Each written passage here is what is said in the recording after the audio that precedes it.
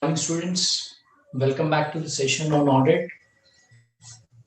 So today we are planning to start with a new chapter that is on audit of consolidated financial statements. Though we have talked about this topic in detail under SA 600, but still there are certain more aspects around this chapter that we plan to discuss today. Plus, we'll also go through some of the stuff which we covered in SA 600, and we'll also practice questions based on that. So you can say a bit of revision also will be required in terms of this topic that we covered today. So now coming back to the requirements of the consolidation, as we all understand that currently the consolidation is mandatory for any company which is having a group, and this group may comprise of subsidiary or a joint venture or an associate.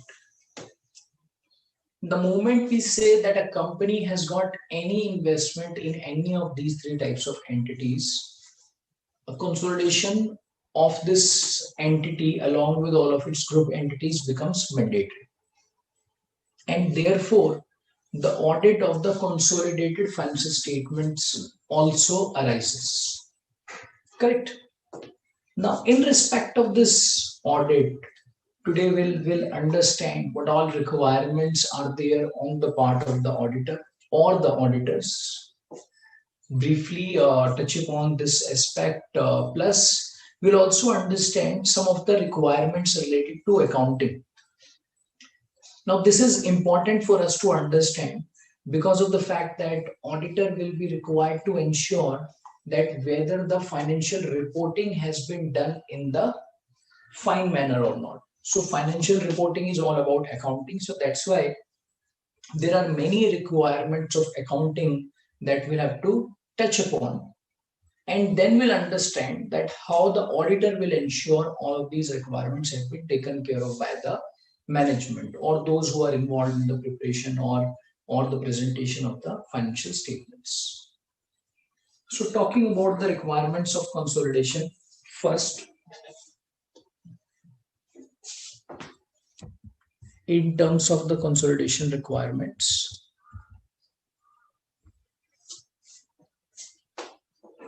what is really a consolidated financial statement?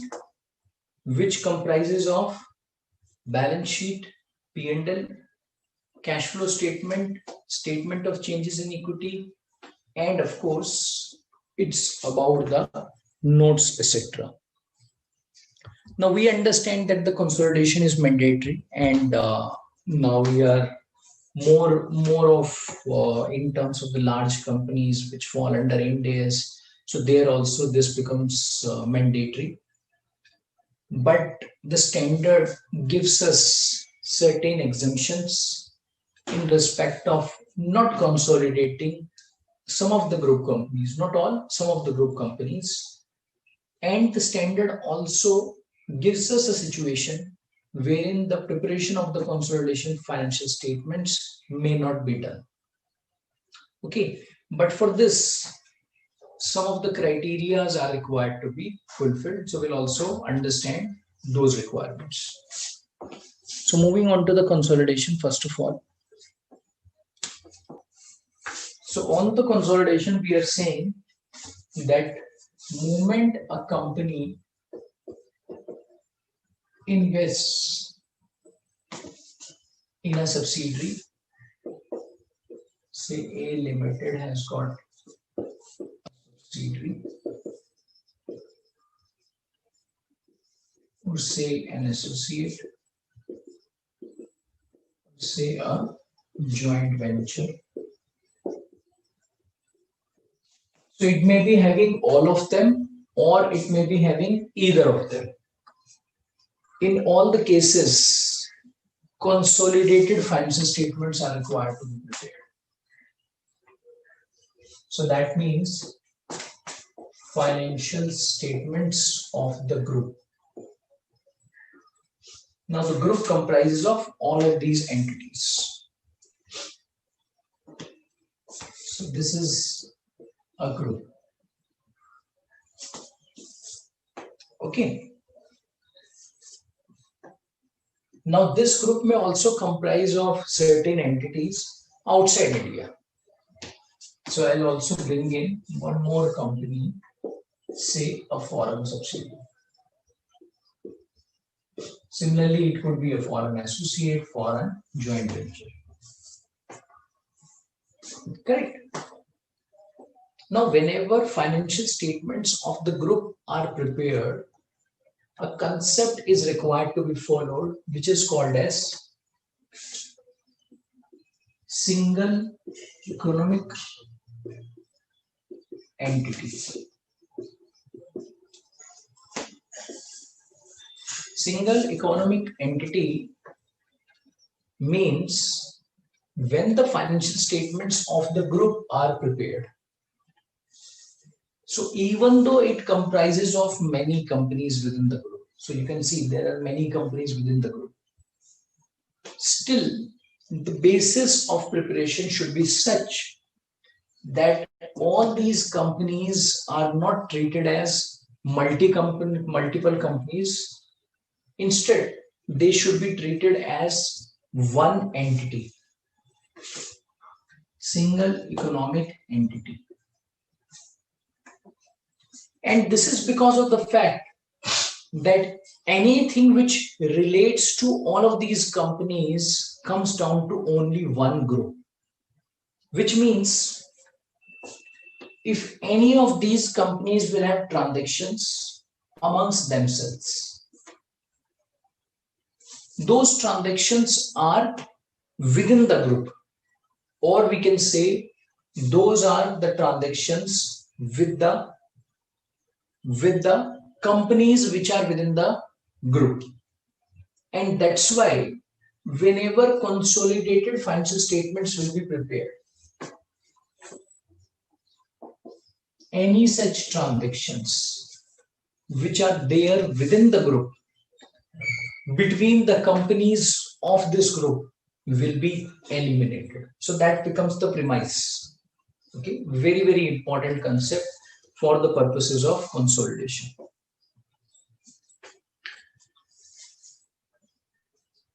Around this, there are various other principles in respect of consolidation which are important to be understood, and we'll pick up all of them one by one.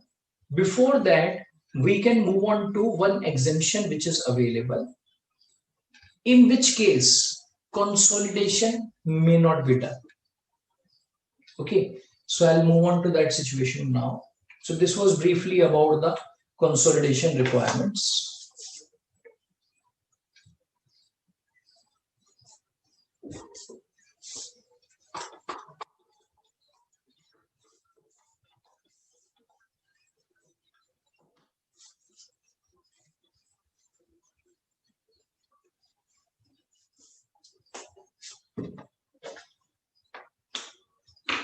So we can say, let's suppose if there's a situation like this: A, then below A there's B, then below B there's C, and let's suppose below C there are various entities X, Y, Z.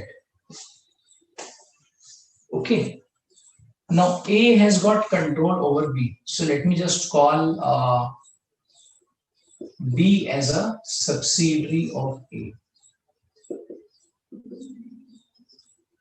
And B has got control over C. So I'll say that this is also a subsidiary. And these may be any company, means either associate or JV or say a subsidiary. Okay, so I'm just saying these are all group companies. For the purposes of our group, we are considering the companies to be falling under either of these definitions. Now in this situation, standard says, means if you look at the requirements of Ind AS 110, which talks about consolidated financial statements, and if you look at the requirements of Companies Act 2013, it says that if there is wholly owned subsidiary or partly owned subsidiary. Means C. It can be anything.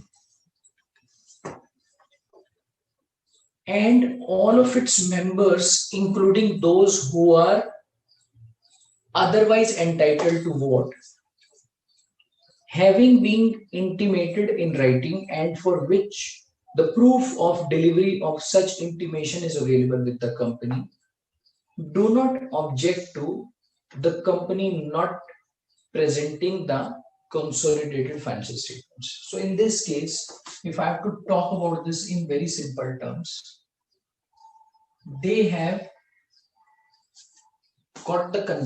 given the consent that if C doesn't want to prepare CFS, it may not prepare. Okay, number one. Secondly, C, this company should not be a listed company or should not be in the process of getting listed. So we are saying this is unlisted subsidiary and also not in the process of getting listed. Third, the ultimate parent of C, that means A, or the intermediate parent of C, that is B, should be preparing consolidated financial statements.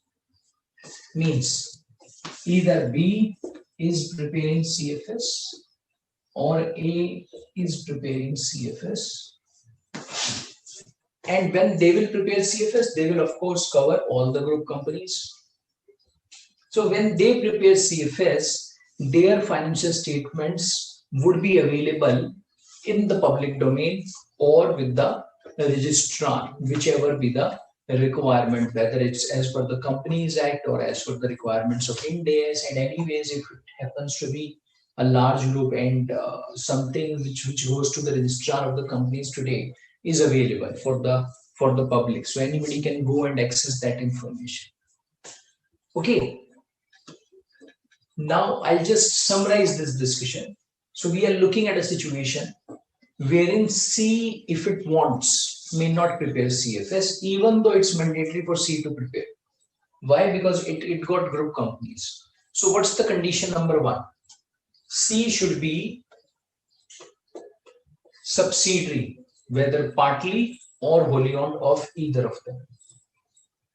And they have given their consent that if C doesn't want to prepare, it's okay. C should not be a listed company and should not be in the process of getting listed. And its intermediate or ultimate holding company will be preparing the CFS, and that would be available with the registrar or in the public domain. Okay. If these conditions are fulfilled, then C would be exempt from preparing CFS. And exemption means it's an option available to C. If C wants to prepare, of course, it's available to C. But if C doesn't want to prepare, then this is an option which C can avail and through which can avoid preparation of the consolidated financial statements. Okay. Now this situation or this condition or this requirement comes from Companies Act or Ind AS. So that's why whenever a company chooses to avail this, as an auditor, what do we need? We need to check the requirements of Ind AS or Companies Act and then to assess on the basis of our procedures as an auditor whether the company is really exempt from preparing the CFS or not. And how do we check it?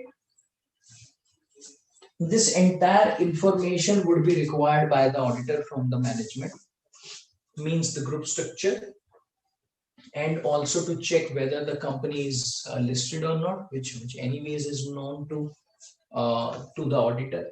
And then of course to check whether the parent or the ultimate parent is preparing the CFS, which would have been done in the past. And this would also be a communication with the parent or the intermediate parent. And if this was done in the past in the similar manner, this information would also be available in the public domain, because if they would have prepared their financial statement, then this must have definitely gone to the registrar in terms of the financial statements which would have been prepared by them. Okay. So this was about the requirement to prepare CFS, and of course about the exemption which was available wherein the CFS may not be prepared. Now let's move on to some of the more requirements in relation to consolidation. And when the CFS are prepared, what all adjustments, etc., are required on the part of the company when it is preparing the financial statements. So when the CFS would be prepared, we may say there are various companies. Say it's A, which is the parent.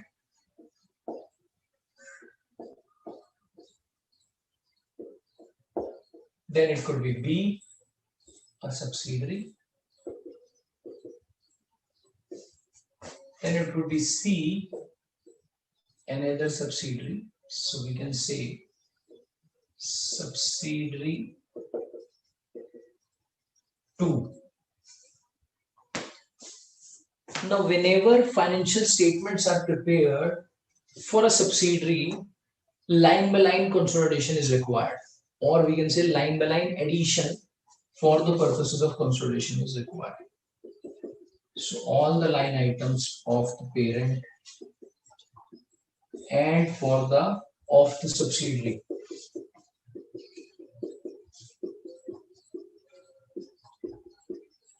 will be required to be considered. So let's understand.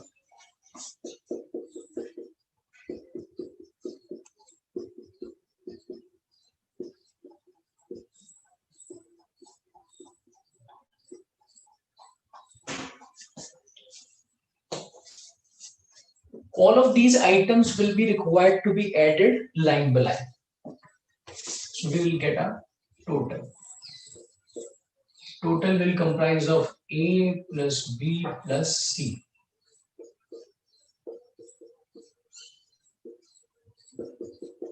We'll have something over here, then something over here. And then consolidation adjustments will have to be incorporated. Consolidation adjustments. Now, what could be the consolidation adjustments? If we have to just understand some of those requirements, one could be related to eliminations. Say one company is selling goods to another company. So if we look at the sales of the group, it's within the group, it's within that entity, because we are treating all of these three to be a single economic entity. That's why any sale, any transaction which happens within the group will have to be eliminated. Yeah. Let's suppose some elimination adjustments have been made. Another transaction which may have to be recorded in respect of consolidation adjustment could be the one for goodwill, because when we prepare the consolidated financial statements, we compute goodwill or capital reserve, whatever be the case. So the goodwill will arise on the consolidation. Third will be about the computation of non-controlling interest, which under Indian GAAP used to be called as minority interest. Now this non-controlling interest, NCI, will arise whenever the parent will have a shareholding which is less than 100%. So this NCI computation will also get incorporated in the consolidation when the consolidated financial statements would be prepared. Correct? So we can say various adjustments due to consolidation will arise. And then we get the CFS, or you can say the final amount, or I'm just calling it as consolidated financial statement. After making all of these adjustments.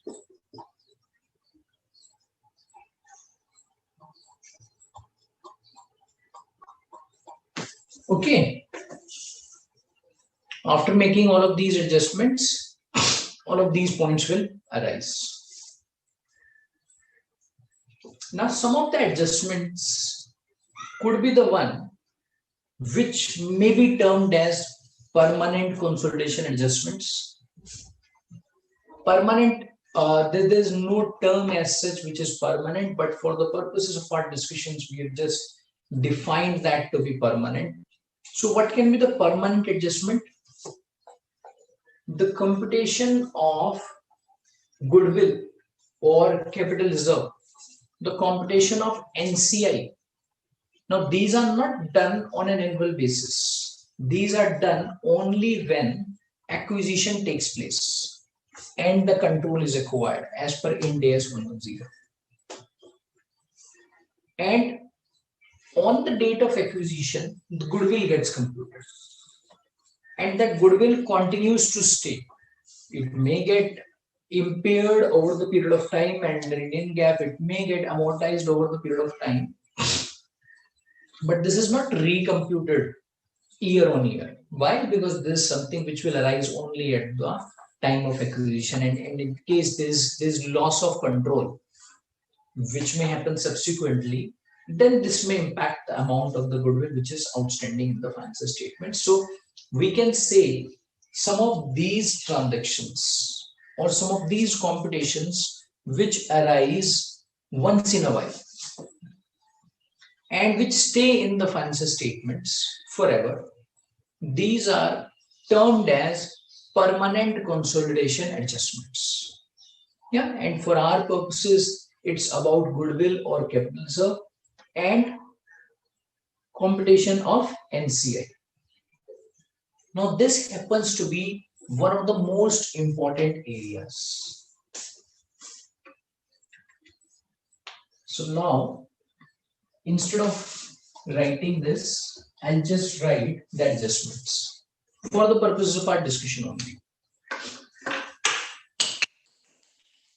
So we are saying there are certain adjustments which have been called as permanent consolidation adjustments. For example, goodwill or capital reserve. For example, NCI or minority interest. Now, coming back to the requirements of the auditor, because for some time we went into the requirements related to accounting. So now I'm moving back to the requirements of the auditor. Now, in the context of this entire part that we have just discussed, auditor will be required to check all these computations. So all of these numbers must be flowing through the standalone financial statements of all of these companies. So what would be the first procedure on the part of the auditor when he will pick up the consolidation financial statements? He will ensure that all the numbers of the companies which have been used as the basis for preparation of consolidated financial statements, they are coming from the audited signed set of financial statements of the respective companies. So that is about tracing the amounts to the audited set or audited standalone financial statements. Number one. Number two, all these computations will have to be checked. Why? Because consolidation is very much arithmetical. There are certain accounting principles which are applied over here, but a lot of computations are involved. A lot of arithmetical computations are involved, which need to be verified by the auditor. So, for example, this addition. Now, if this goes wrong, then the consolidated financial statements may go wrong. So that's why all of these procedures will be the part of the procedures of the audit. But these are all, I would say, quite simple, and these are not very technical in nature. Then comes one of the most important areas for audit of consolidated financial statements, and that is about audit of computations of goodwill, audit of computation of NCI. Now, in this case, goodwill, which gets generated through computation, which is called as purchase price allocation. This gets generated through purchase price allocation. Now, these are some of the concepts related to accounting, so we don't need to get into too much technicality of accounting. As an auditor, what would he do? He would look at the acquisition. He would look at the documents through which he will understand whether there is a percentage of NCI which remains or this 100% shareholding has been acquired. Number one. Second procedure which he would check would be in relation to the amounts which related to all of these companies on which control has been acquired, as to whether all of these amounts are prior to acquisition or post acquisition. This will be more of relevant in a scenario wherein the acquisition would have taken place during the current year. If the acquisition took place many years back or maybe in the last year, then all of these numbers would be there in the financial statements and they would be continuous. So that's why all of these computations become relevant only on the acquisition. And in that point of time, these entire audit of purchase price allocation will have to be done by the auditor, wherein he will be able to understand whether goodwill has been computed correctly, whether any intangible assets exist or not, which may have been subsumed within goodwill, whether the NCI amount has been computed correctly, what's been the basis of computation of NCI, because if you look at the requirements of Ind AS, there are a couple of options available for the measurement of NCI. As regards goodwill, even though the goodwill may get generated during the year or maybe which may have been generated in the past years and which have been continuing, whether any impairment is required in respect of goodwill or not. And even if impairment is not required under Ind AS, impairment testing is necessarily required to be done. So as an auditor, what would he do? He would look at the impairment testing workings of the management. Because this testing, all of these things would have been done by the management. What's the role of the auditor? Auditor is not required to get into the accounting. Auditor is required to ensure that the accounting has been properly done by the management or not. Okay, this is one. Secondly, we can say there could be certain adjustments which are not termed like permanent consolidation adjustments, but these are more of adjustments which arise year on year, or which are more of in the nature of adjustments which took place during the year. For example, elimination adjustment. Say elimination of sales and purchase, which took place during the year, and these are called as current period consolidation adjustments. Why are we calling it as current period consolidation adjustment? Because it relates to the current period. It is not something which has been arising from the past years. It arose during the current year. It relates to the current year, and that's why these have been termed as current period consolidation adjustments. Now, in respect of this, auditor needs to first of all understand very carefully what all eliminations are possible, because it's not only about testing the adjustments which have been given to the auditor. In case of consolidated financial statements, a very important aspect happens to be identification of certain transactions, particularly the transactions which are in the nature of elimination, because they may have been skipped by the management. And that's why till the time auditor will not have a complete understanding of the transactions which may have taken place between all of these group companies. He will not be able to do much. Yeah. So for this, what would the auditor do? He would understand the nature of transactions. He would go through the contracts. During the course of his audit, various things which he might have understood about the parent, because definitely he must be auditing the parent in terms of its standalone financial statements. So he would have obtained an understanding about the transactions of the parent company if he doesn't happens to be the auditor of the subsidiary companies. Now, in relation to that, wherein he has been auditing the financial statements of the parent in terms of its standalone, all the understanding that he would have gained, he would know which all transactions parent may have executed with the subsidiaries. Okay. Secondly, he would also have discussions with the management, because this is one area over which auditor may not have complete clarity till the time he doesn't have discussions with the management and to understand which all transactions are possible within the group. For this checking, which is more of about completeness assertion in terms of picking up all of these elimination adjustments, auditor will also need to look at the details of related parties.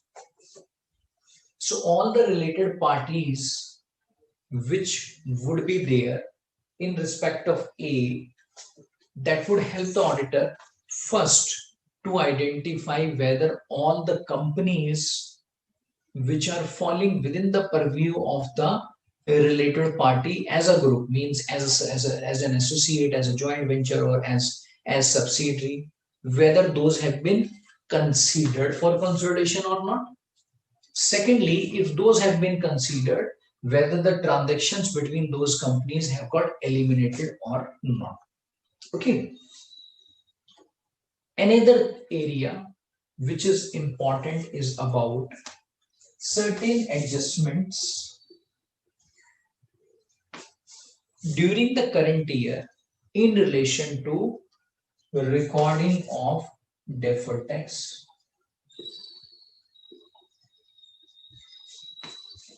Now, deferred tax, I'm assuming that all of you know about it because it's again an accounting principle.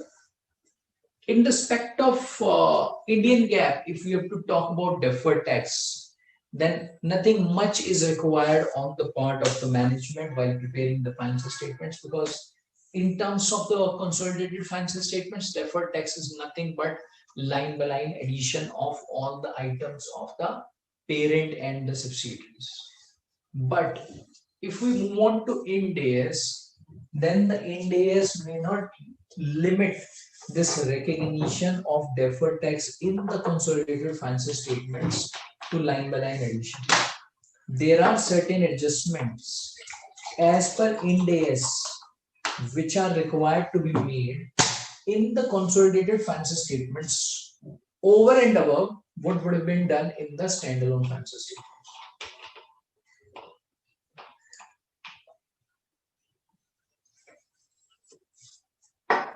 Now, all of these workings in terms of the adjustments which would be made by the management in the consolidated financial statements, these are required to be audited by the auditor. So that means auditor would get into the audit of the computation of deferred tax at consolidated level, or we can say at CFS level.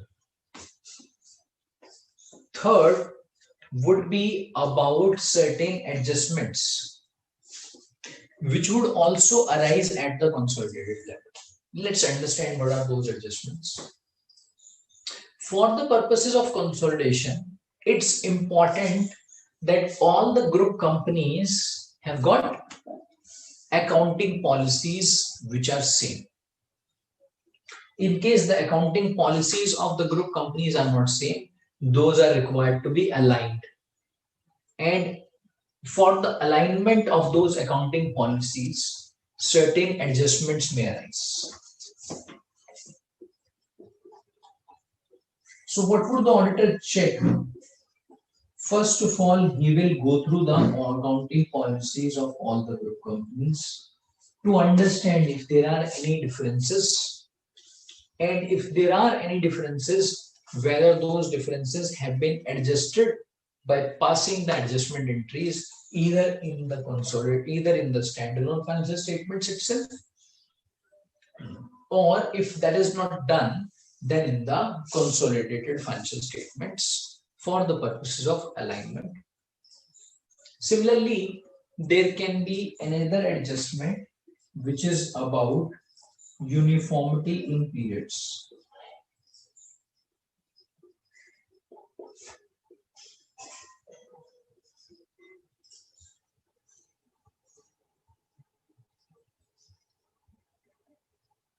Uniformity in periods. So this uniformity of period, if you remember, we discussed about it under SA 600, that all the group companies should have same financial year, means they should have same reporting year. And even if there happens to be a difference, the difference can be maximum 3 months under NDS. Means if A is following April to March,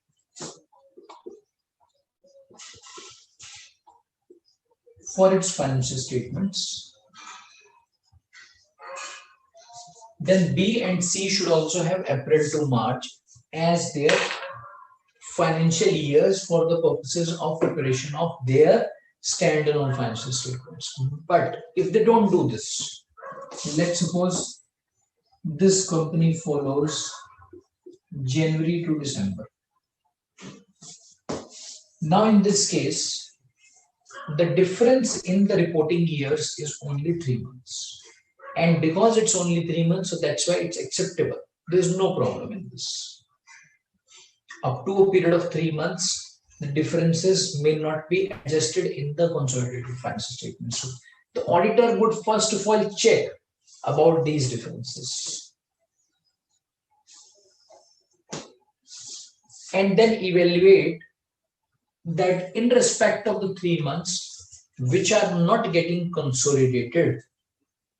Why? Because this company doesn't prepare the financial statements for the same period as per the parent company. Now for these 3 months, auditor should also ensure that if any of these group companies for which the data of 3 months is not available, why? Because the financial statements are not for 3 months, that data or during those 3 months, there's no significant transaction. There's no material transaction. If there is any material transaction, there is any significant transaction, then even though it may continue with the same set of financial statements for the period with a difference of 3 months, still adjustment for those significant transactions will be required to be made in the consolidated financial statements. And this once again would be reviewed by the auditor. This will have to be looked at by the auditor. Correct. Like any other audit, in case of consolidated financial statements also, various other procedures will be required to be performed. Planning will be done, risk assessment will be done for the group, control testing will be done, control testing primarily on the financial reporting process. Why? Because it's again a process for financial statement closing. So whether that process has got any controls in terms of various risks which may be attached to them, and whether those controls are operating effectively or not. In relation to consolidated financial statements, some of the other procedures which may arise could be in relation to restatement or the translation of the financial statements in case the financial statements of a subsidiary are available in a foreign currency. So let's suppose in this example, C is a foreign subsidiary. Now, if C is a foreign subsidiary, and if its financial statements are available, let's suppose in foreign currency, say both of them are INR, but C is available, let's suppose in Japanese yen.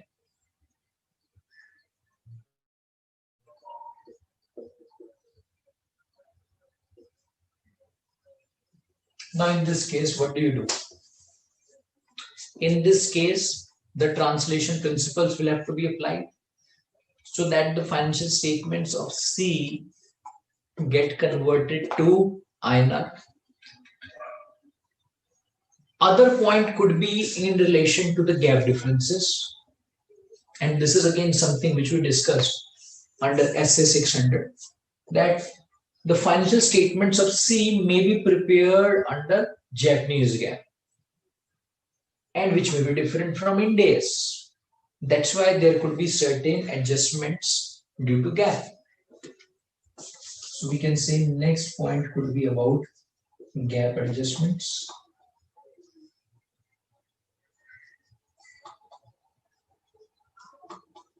And all of these gap adjustments will be audited by whom? The auditor. So he'll have to ensure that first of all the gap adjustments have been incorporated.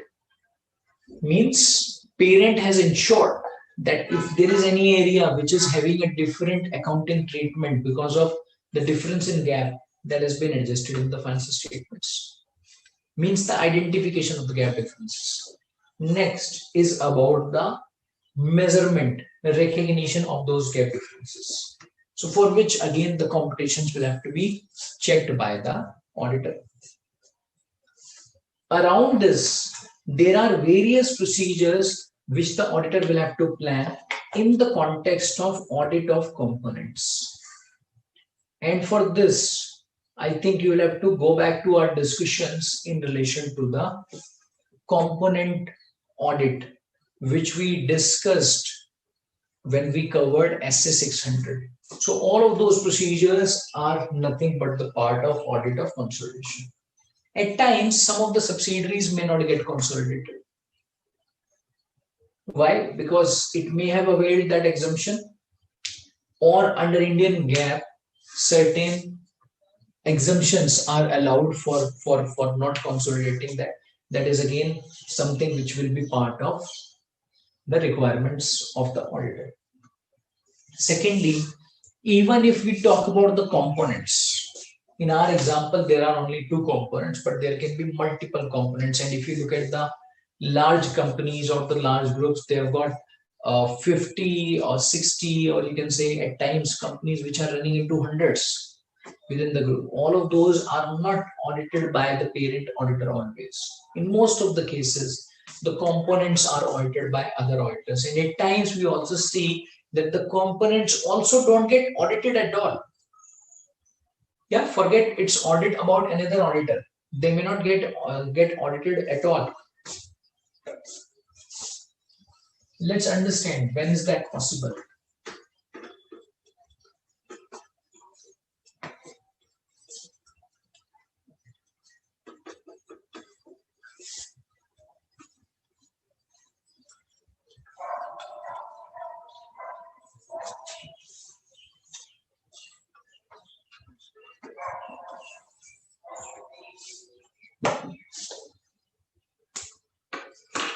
There could be a situation like this wherein a company has got various components. So it is closing its financial statements as at 31st March 20, and the parent, which is A Limited,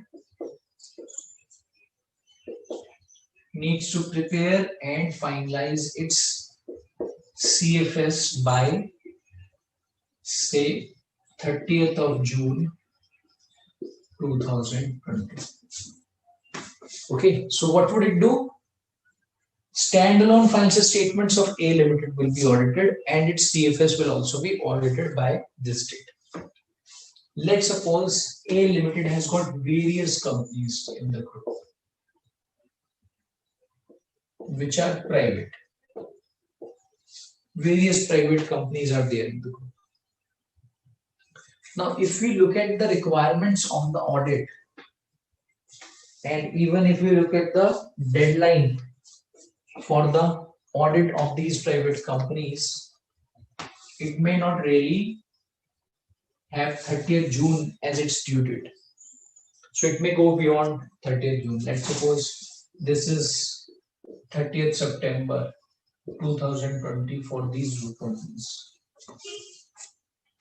Now, at times, it may be possible that even though the parent requires, still some of its group companies don't get audited by the time consolidated financial statements are required to be finalized. In which case, auditor in its audit of consolidated financial statements will have to consolidate all of such components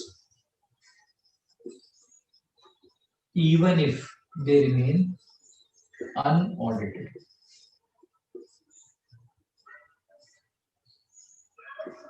Even if those are unaudited, they will continue to be there in the consolidated financial statements. And this is again something which the auditor will specify in its consolidated financial statements audit report.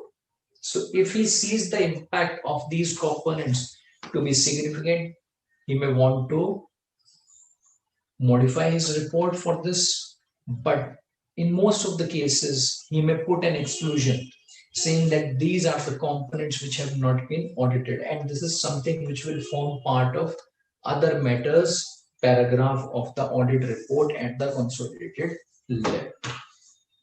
Okay, clear? So there are various points as around consolidation which one has to remember, one has to consider. And in relation to all of these consolidation related points, at every point of time, you need to just keep thinking about the accounting requirements, about the consolidation requirements. As and when it comes to your mind, you can just keep thinking about the audit procedure which is possible against it. And that's how I think very simply you can just conclude this part related to audit of CFS. Now we will pick up an example to understand about the application of some of these principles that we have discussed. And I would suggest that you start answering these questions now.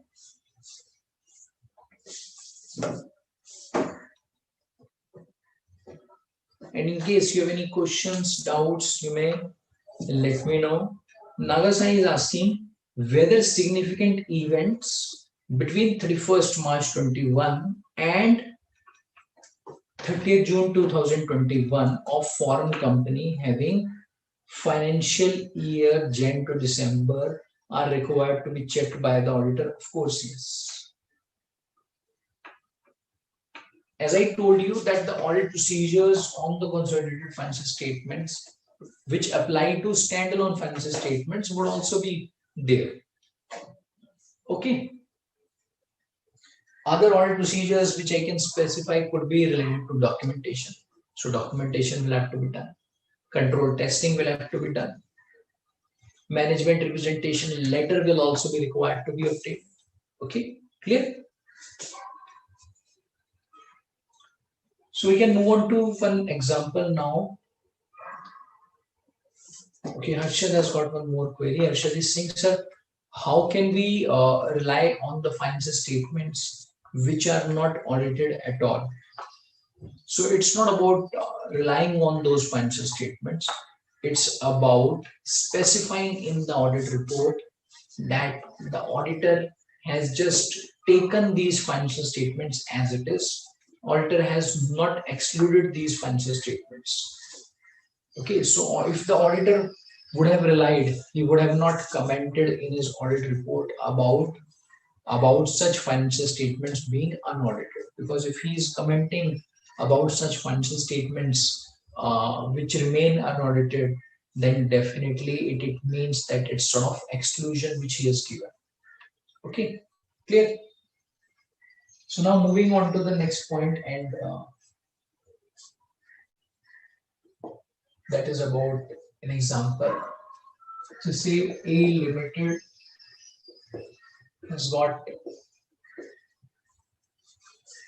three companies. One is foreign subsidiary. Second is, let's suppose this is in US.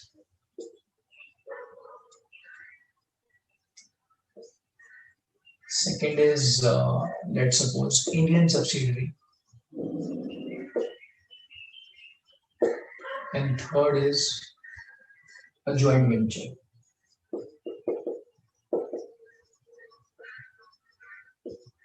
This is also Indian. And this company is again Indian, to which India supplies. Now, in relation to consolidation, all of these entities' financial statements have been made available. Financial statements of the foreign subsidiary are available in USD, and those have been prepared as per US GAAP. Indian subsidiary is significant to the group.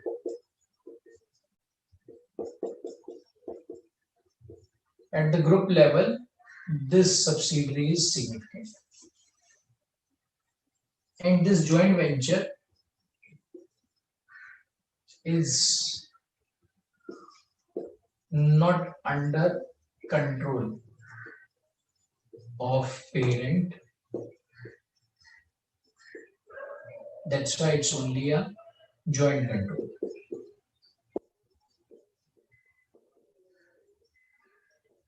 There's only joint control. Okay. I'll come to your query. Now, during the course of consolidation, certain observations were there on the part of the auditor, or you can say certain situations arose which we need to consider as to how the auditor should deal with them. First, for this foreign subsidiary, the management didn't do any gap adjustments, calling that to be any material entity, saying that this is not significant to the group. So why to pass any gap adjustments? That's why all of those were ignored. So this assessment was not done at all. Auditor required this to be done. Management didn't do. But definitely the translation was done. For this Indian subsidiary, certain eliminations existed in respect of transactions between A and Indian subsidiary, which were all done, but in respect of the goods which were sold by parent to Indian subsidiary, Indian subsidiary had some closing stock on which some profit element remained, which was also eliminated. But the deferred tax component on that adjustment was not made at the group level. Okay, so for this, I'm saying no gap adjustment. For this, I'm saying no deferred tax adjustment. And for this joint venture, consolidation was done by the management, but the auditor required line by line addition.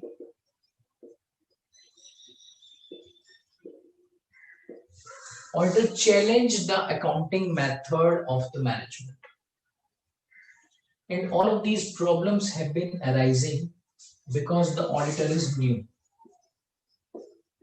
In the past years, none of these problems was raised by the auditor. But now the auditor is new, it got changed for the current year, and the auditor is not really happy with all of these points on the part of the management. Okay. Now, as an auditor, how would you deal with all of these situations? Correct?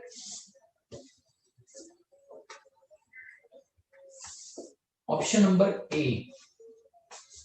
And again, I can just put the numbers to these for the purposes of our understanding. So I can say this is 1, this is 2, and this is 3. So for 1, even if gap adjustments are not made, it's okay. So you can say it's okay if the gap adjustments are not made. That's why I crossed this. For 2, because the Indian subsidiary is significant to the group, so that's why any deferred tax which arose, whether that is significant or not, that should be incorporated in the financial statements. So deferred tax adjustment is required. Option number 3. For this joint venture, I think the auditor has been correct in requiring the line-by-line addition, and that's why the current method is not acceptable of equity. Line-by-line is correct. And any of these points which are not really done by the management will lead to qualification.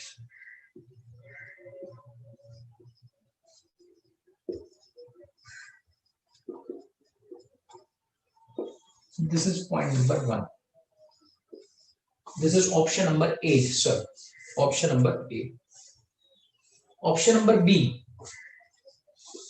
For 1, it's okay if the gap adjustments are not made. Number 2, deferred tax should not be a significant amount at the group level, because it will come down to a very, very small adjustment at the group level. And that's why it's okay even if that is not made. Okay, it's not made. Third point is fine. Line by line should come. It's a big difference if not done. And that's why this will lead to a qualification. Option number C. Gap adjustments may or may not be done,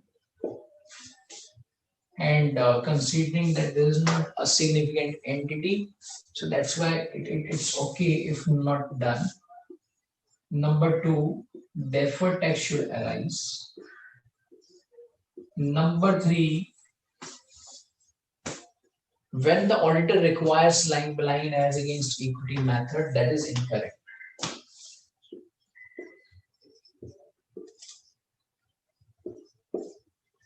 But at the same time, looking at the materiality of all of these adjustments, no qualification arises. Or I can say no modification is required. Option number D.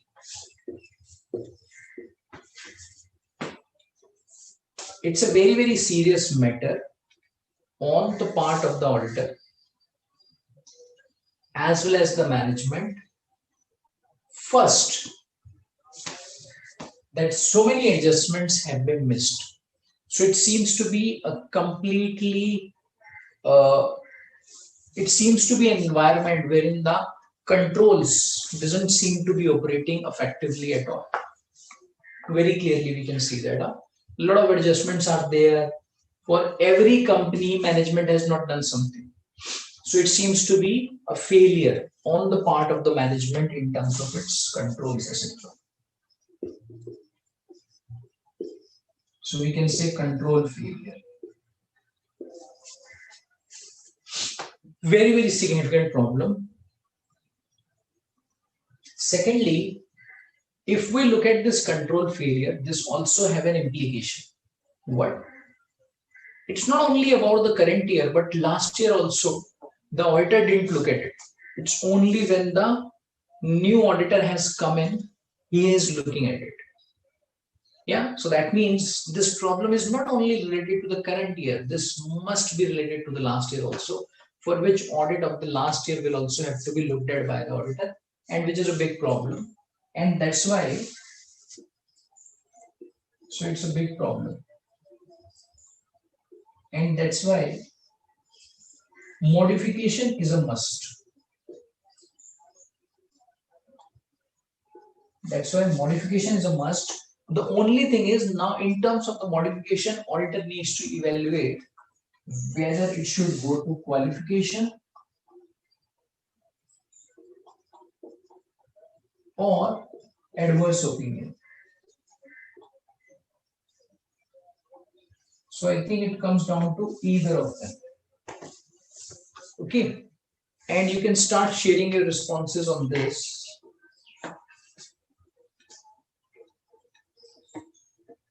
Mahesh is asking, sir, what is line by line addition? Line by line means you just simply add all the assets, liabilities, expenses, incomes of all the group companies. That's line by line addition.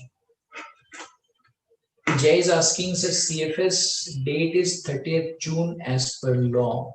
Also, till after 30th September, we need to revise CFS for non-audited case.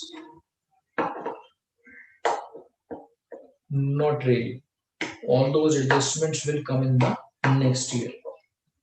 Arshad is asking, will just report that we have not audited the respective financial statements? Yes. And this is something which you see, but it also needs to be evaluated in terms of its impact on the overall set of the financial statements. And accordingly, the auditor would take a call.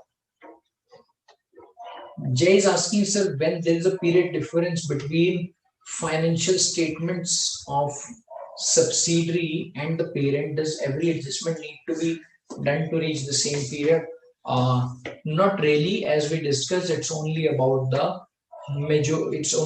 significant adjustments which are required to be incorporated. Not all. Harshad is going with option number C in this case, and we can also move on to our answer now.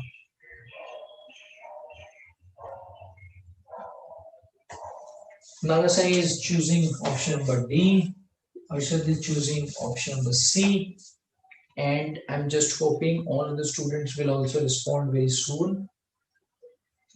Talking about option number 1. On this option number 1, no gap adjustments are made is considered to be okay, considering that the parent is not significant, and that's why this position is acceptable. But to say that the deferred tax adjustments are required to be made, this is again okay.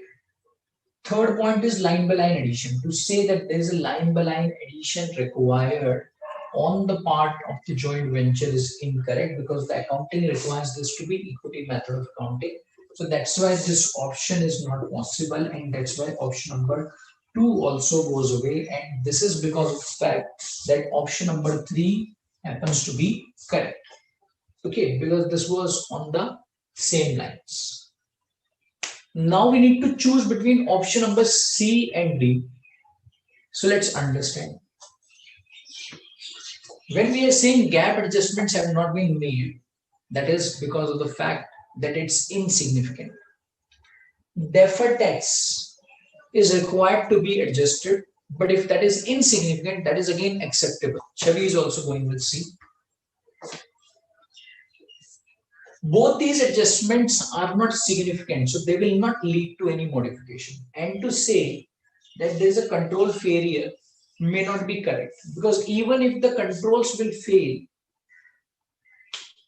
in this situation, it's not really a control failure, but even if the controls fail, to say that it will lead to a big problem will not be correct, because if the controls will fail, if the control testing is not giving the required output to the auditor, auditor will need to get into the substantive testing anyways. And through the substantive testing, auditor should get the comfort in terms of the financial statements. If the substantive testing also results in a big problem to the auditor, only then he will think about the modification. So in this scenario, to say that modification is a must will be incorrect. So what's the right answer? Option number C. Okay. Clear? So with this, we come to an end to our discussion on consolidated financial statements and the audit procedures around it. I'll just remind you that whenever you prepare for this chapter, just try to combine both the things, SA 600 and this particular chapter, in terms of whatever we have discussed, because most of the areas around audit of consolidated financial statements would go as per the requirements of SA 600, and that is also something which we covered in more detail when we did that last time. And you can also draw references to that session. Okay, yeah. So now with this, we come to an end to our discussion on audit of CFS. Now we'll start with another topic.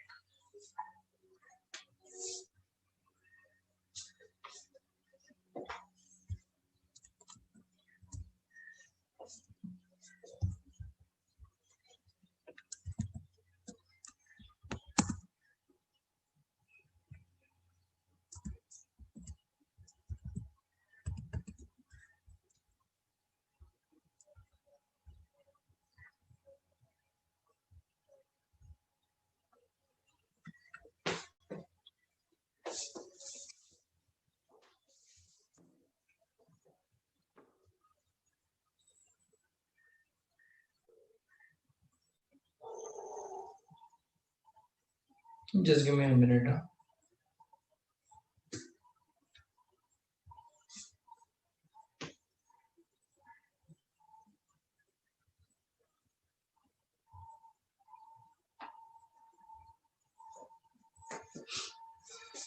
Harshad is asking what type of questions we can expect from this chapter. I would say these type of questions wherein your knowledge will be applied in terms of the practical, I would say in terms of the practical scenarios. Yeah, so that's why a thorough understanding of the concept is important. And if you understand the concept clearly, then you should not be really worried about what type of questions will be asked, because then you will be able to answer any type of questions. Okay, so now we are moving on to another chapter which is considered to be very important, and that is about audit under fiscal laws.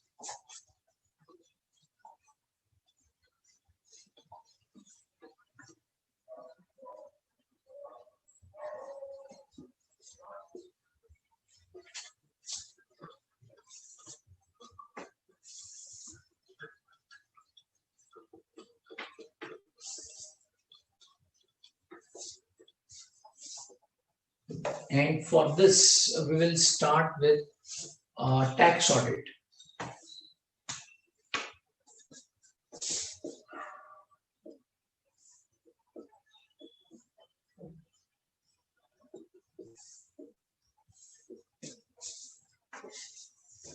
So this chapter primarily covers two areas, or we can say two types of audits.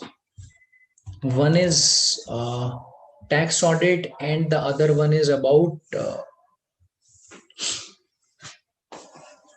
GST audit.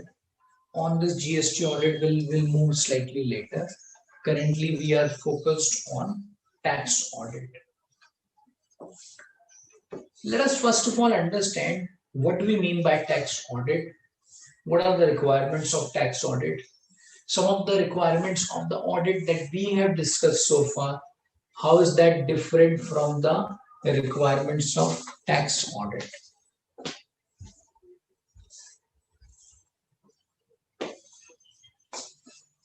If you would have gone through the requirements of Income Tax Act, You must be knowing about it. Over and above, whatever is audited on the part of the whatever is audited in respect of financial statements, certain more things are required to be audited in the form of the taxation provisions, etc. So for which we need to understand what all taxation provisions are there, what all taxation adjustments are there, because of which another audit may be required, and where does it come from. So far, we have discussed about the audit of financial statements, okay, which was also called as statutory audit. Very popularly, statutory audit means audit of the financial statements.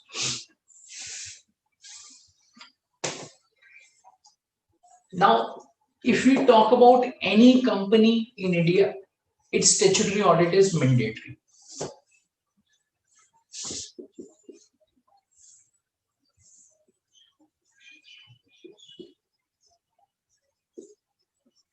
This is mandatory for Indian companies. Irrespective of their size, irrespective of their operations, statutory audit for a company is mandatory. But if we talk about,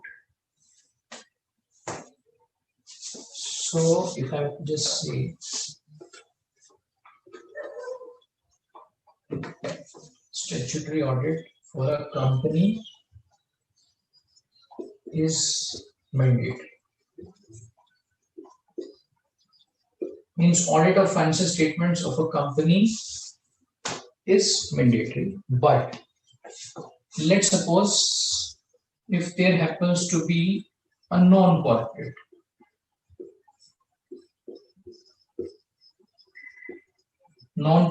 like partnership firm,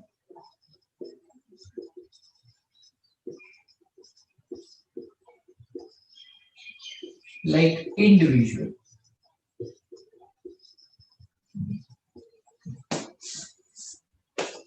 okay, and there could be various other entities, for example societies, for example LLPs crossing a certain threshold, and for example any other body or maybe an association of persons or HUF, etc. For all of these entities, I'm not calling them to be companies, for all of these entities, statutory audit is not mandatory.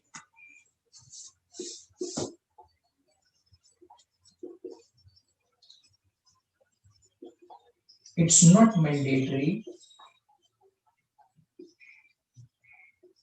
to have audit of their financial statements. Okay. And when I'm saying audit is not mandatory, I'm just talking about the requirements of the Companies Act.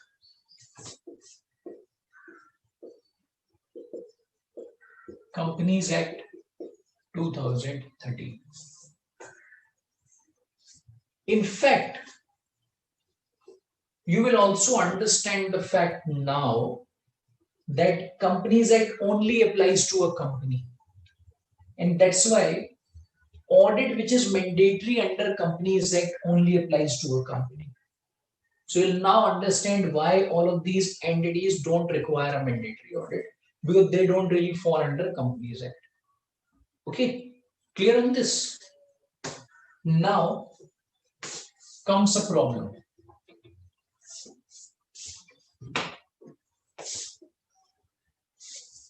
Now comes a problem from the perspective of income tax.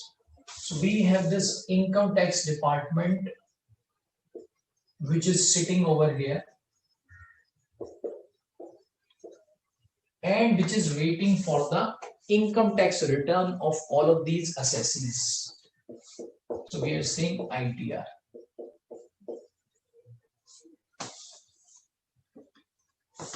Income tax department is waiting for ITR of all of these assessees. So we have two types of assessees now. One is a company and second is non-corporates. When all of these non-corporates will produce their ITR, income tax department would know that the numbers which are moving into ITR are not audited by any auditor. Correct? Income tax department would know that these numbers are not audited. So this is the first problem which income tax department would have, that there's no sanctity of these numbers. Yeah, because these individuals may not be knowing as to how these numbers are required to be accounted for and then to be incorporated in the ITR. This is number one problem. Okay, so I would say problem number one. Problem number two is in respect of companies. And you may be thinking, but sir, companies' financial statements are audited. So even though their financial statements are audited, still the ITR which goes to the income tax department doesn't flow directly from the financial statements. Why? Because in the financial statements, the profit which is shown may not really be the profit on which income tax is required to be computed. Why? Because of the fact that the provisions of the income tax for the computation of profit is different from the provisions of accounting standards. So you can say the requirements of the accounting standards. Because of which a lot of adjustments are required to be made. When the financial statements are prepared, a lot of adjustments are required to be made to reach to the ITR. And this ITR then goes to the income tax department on which income tax is computed. Correct? Now, what is the interest of income tax department? Are they really interested in the financial statements? No. For them, what matters is revenue. Revenue means their income tax collection. And where is that coming from? That is coming from this document, ITR. Yeah. So if the ITR is correct, then of course the collection which they will receive is correct. If the ITR is wrong, then of course there's a problem in the revenues which they will receive. Now, if you look at the financial statements, these are audited, but these adjustments on the basis of which ITR will be prepared, are these adjustments required to be audited by the Companies Act? Not at all. Yes or no? So that's why what has income tax department required? Income tax department therefore requires that in respect of a company for which financial statements would have been prepared and audited by an auditor, and for non-corporates who do not prepare their financial statements, or if they prepare their financial statements, those are not required to be audited. For both of them, another audit is mandatory, and that audit is called as tax audit. Why is that called as tax audit? Because that is required as per Income Tax Act. That is not required as per Companies Act. That is not required as per any other act. Income tax department requires that audit. That is why it's been termed as tax audit. Okay. And both these parties, you will now understand as to why do they get covered within the purview of the tax audit. Okay, clear? Now this tax audit is not something which is mandatory to each and every company. This is again not mandatory to each and every non-corporate. There are certain criteria, there are certain thresholds on the basis of which tax audit is required to be done by these companies. First criteria is on the basis of the turnover. if the turnover of a company or this entity, I'll just use the term company, of the entity crosses 1 crore in terms of business, then the tax audit becomes mandatory. And in case the proceeds from the profession, or you can say the professional income, that is in respect of profession, not the business, exceeds 50 lakhs, then the tax audit becomes mandatory. And there are certain provisions which are arising from the presumptive taxation scheme, which also at times make the tax audit mandatory. Then subsequently, there were certain amendments under Income Tax Act. And those amendments required that even if the turnover of a business crosses 1 crore, still the tax audit may be avoided. Now it's an option. Still the tax audit may not be done. Why? Because if their turnover is less than 5 crore and the transactions during the year in cash, I'm not talking about bank, transactions during the year in cash would not have exceeded 5% in aggregate, then in such a case, such companies or the entities will also be exempt from tax audit. Okay, so you can say that in a way this threshold of 1 crore appears to be increased to 5 crore. Still, for our purposes, what is really relevant? For our purposes, it is really relevant to ensure the other condition about the cash transactions. And in fact, this 5 crore limit has been further increased. Yeah, but for you, I think this limit of 5 crore is really relevant right now. So this was about the applicability of the tax audit. And for this tax audit, once again, there are certain timelines. After the end of the financial year, within that timeline, this is required to be completed. And if this tax audit is not completed, then of course there's a penalty. There's the penalty which gets levied even if there's a delay of 1 day. So that's why you will generally not see companies delaying their tax audit report, because unnecessarily this will lead to penalty. And the tax return of the entities whose tax audit is mandatory is required to be sent to the department along with the tax audit report. Now, let's understand some of the requirements of tax audit. So what do we mean by tax audit? And what is required to be done in case of tax audit? For the purposes of tax audit, once again, we have two things, and I'll just try to align most of the things with the audit of financial statements. Under audit of financial statements, what did we have? Or let me just put it as statutory audit.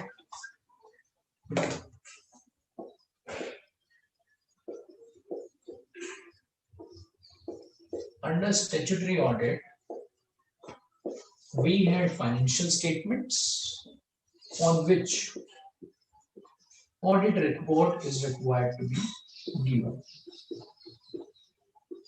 Correct? Now, similar to this, under tax audit, there is a document which is required to be prepared, and that is called as Form 3CD. It's a form. It's like any other form which is required to be filled. For example, you fill your examination form, you fill your admissions forms. Okay, so it's similar to that. It's a form. This form has to be filled, and this filled form is required to be audited, on which audit report is required to be given.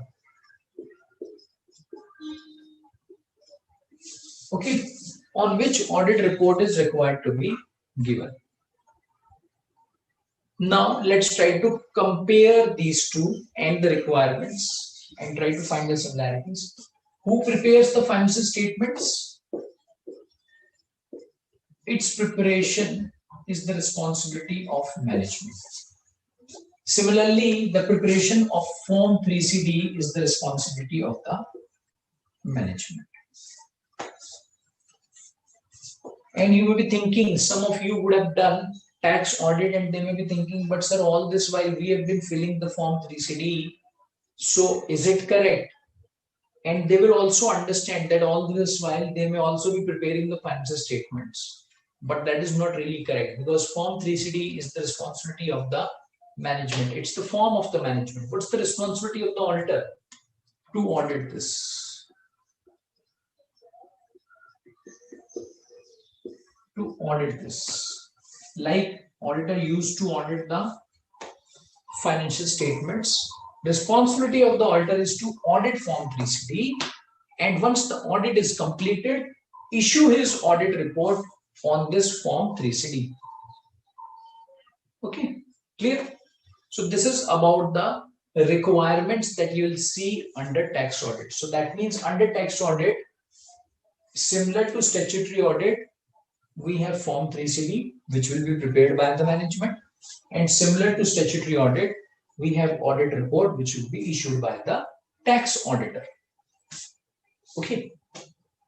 Now, these audit reports are of two types under tax audit, unlike under statutory audit. Under statutory audit, we had only one type of report. Reports are not of various types, though reports are many. Main report, then CARO, then IFC. The reports are many, but all of them are of one type, which is not the case over here. Under tax audit, report are of two types. So we will now move on to the types of those reports. And we will also understand why there are two types of audit reports under tax audit.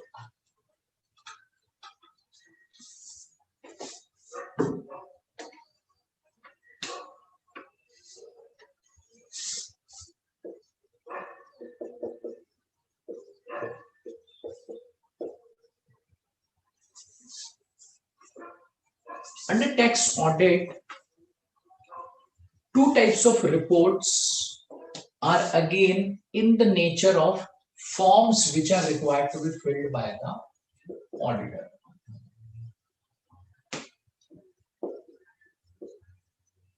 And these are called as Form 3CA or Form 3CB.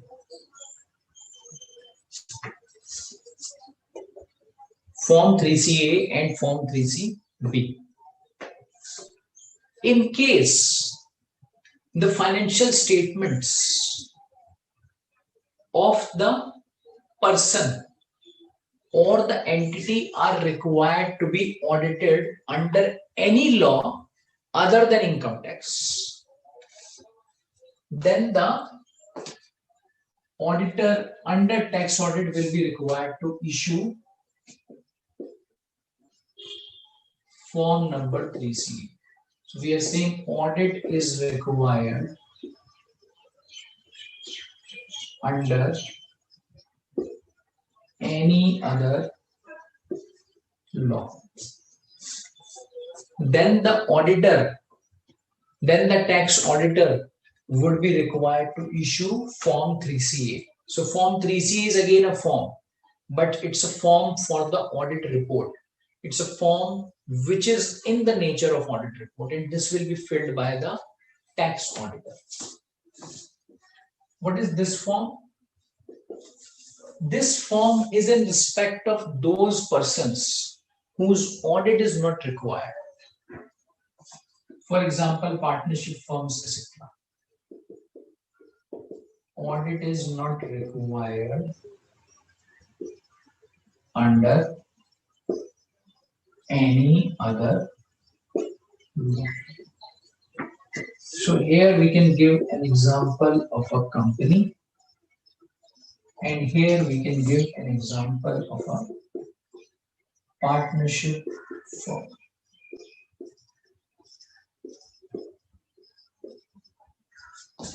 Okay, Understood the requirements of these two? Yeah. Now, because of these requirements, that 3CA is for those who are getting their audit done under any other law, and 3CB is for those who are not getting their audit under any other law done. You will also see some more requirements coming under Form 3CB as compared to Form 3CA. So let's understand those requirements. And for understanding those requirements, what we can do is we can just straight away move on to the forms. Okay, so we have got some illustrative forms which we can look at.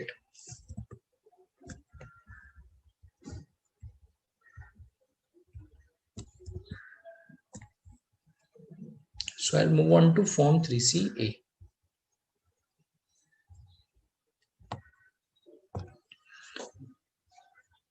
Form 3CA,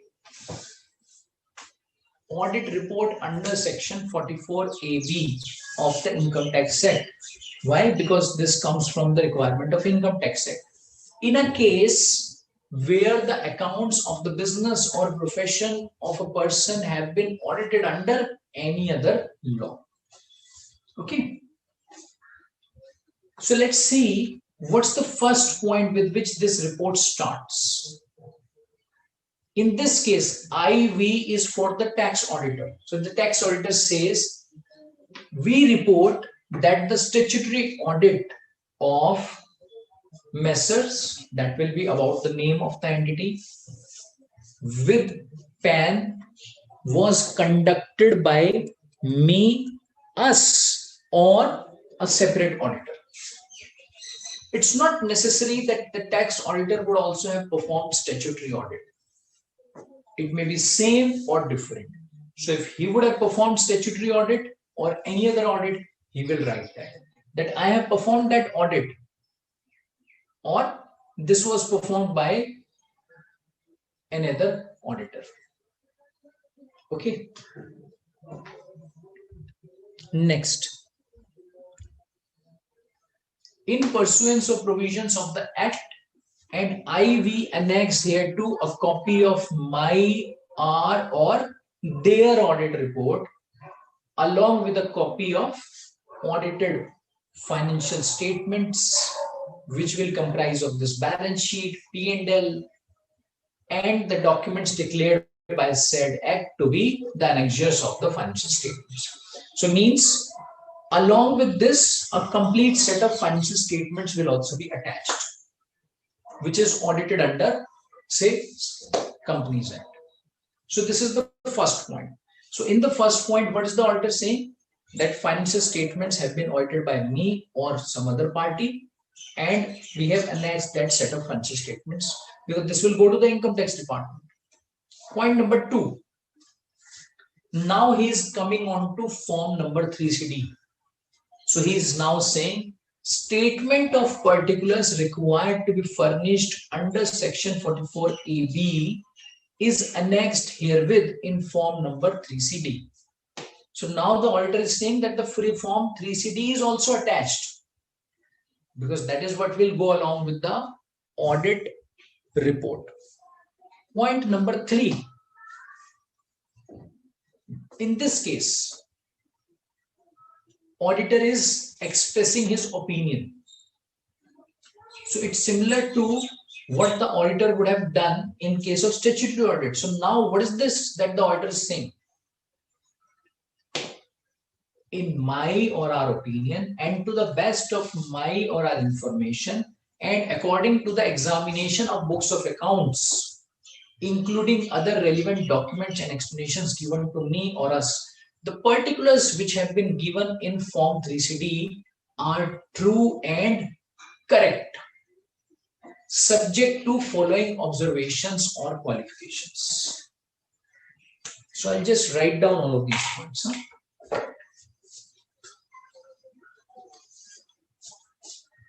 So first point is, auditor is saying about audit of financial statements. Number 2, He's talking about Form 3CB. Number 3, he is expressing his opinion. And in his opinion, if you'll just notice, he is not saying it's true and fair. He is using the term true and correct. True and correct. So these are the words which he has used. True and correct. Subject to following observations or qualifications. Then also there is something which is about subject to qualifications. And then he is writing the place, date, he is putting his signature, full address, etc. And here again his UDN will be given. So it's similar to the audit report which we saw for statutory audit. Okay. Now what I'll do is, now I'll move on to form number 3CB. Please remember what was form number 3CB. Form number 3CB was in respect of those entities which are not required to be audited under any other law. Okay. So let us just go through this report also, and then I'll come back to your queries and as well as to the comparison of these two. Okay, so please hold on your queries for some time. Yeah. Moving on to form number 3CB. So let's see how does it start. First point, it says, we have examined the balance sheet. So can you compare the language which was there in form 3CA? In form 3CA, the auditor mentioned, we report that statutory audit was conducted. He is not examining the financial statements, but here he is examining the balance sheet, examining the P&L for the period from 1st April to 31st of March or whatever be the period of the company or the entity having particular address, PAN number. Oh, so what does it mean? It means that the responsibility which was already carried out, means the task which was already completed, and after that we started tax audit, was the audit of the financial statements. So form 3CA is a situation wherein the financial statements are already audited, and that is when the tax auditor starts. But in case the tax auditor doesn't have that audited financial statements, what would he need to start with? He would then need to start with the audit of the financial statements. So that's why in his audit report, he will carry that as additional responsibility. Why? Because that additional responsibility he would have performed. So now he will not report on audit of financial statements. Herein he only reported. Herein he will audit the financial statements. And it's not reported, or I should say it's not only reported, but the audit is also performed. It is only reported. Understood the difference? Herein, the audit of financial statements is getting performed by the tax auditor. And you may be thinking, but sir, this was not required. You said that audit of financial statements was not required by the tax auditor. And that's why Form 3CB was the one wherein the tax auditor moved. So this is the reason why tax auditor moved to Form number 3CB, because he knows that because the financial statements are not audited, that's why he will have to audit the financial statements. So herein the scope of the tax auditor increases significantly. Clear? So number one, and he is taking this responsibility now. Now he is saying, I will certify. Now once again, he cannot say I will report. that audit is completed. Now he will have to certify the balance sheet. He will have to certify the financial statements. So the next thing which gets increased over here is certifying the financial statements, and which he can do. Why? Because he has altered the financial statements. Number 3, now he is saying IV report following observations or inconsistency, if any. And this is about observations of the auditor. Correct? And he's saying subject to above, I have obtained all the information for the purposes of audit. In our opinion, proper books of accounts have been kept by the management, so far as it appears from my examination of books of accounts. Moving further, in our opinion and to the best of our information and according to the explanations given to us, the said accounts and the notes thereon. So he's still not moved on to form number 3CD. He's still talking about the books of accounts. So now he's saying that the financial statements give a true and fair view. So that means observations and opinion on the financial statements is given by him.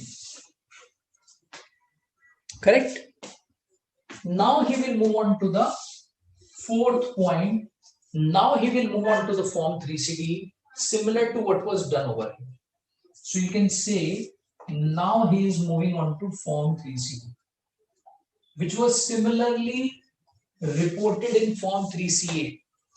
And now he is moving on to point number 5, which was actually point number 3 in form 3CA, wherein he is expressing his opinion on form number 3CD.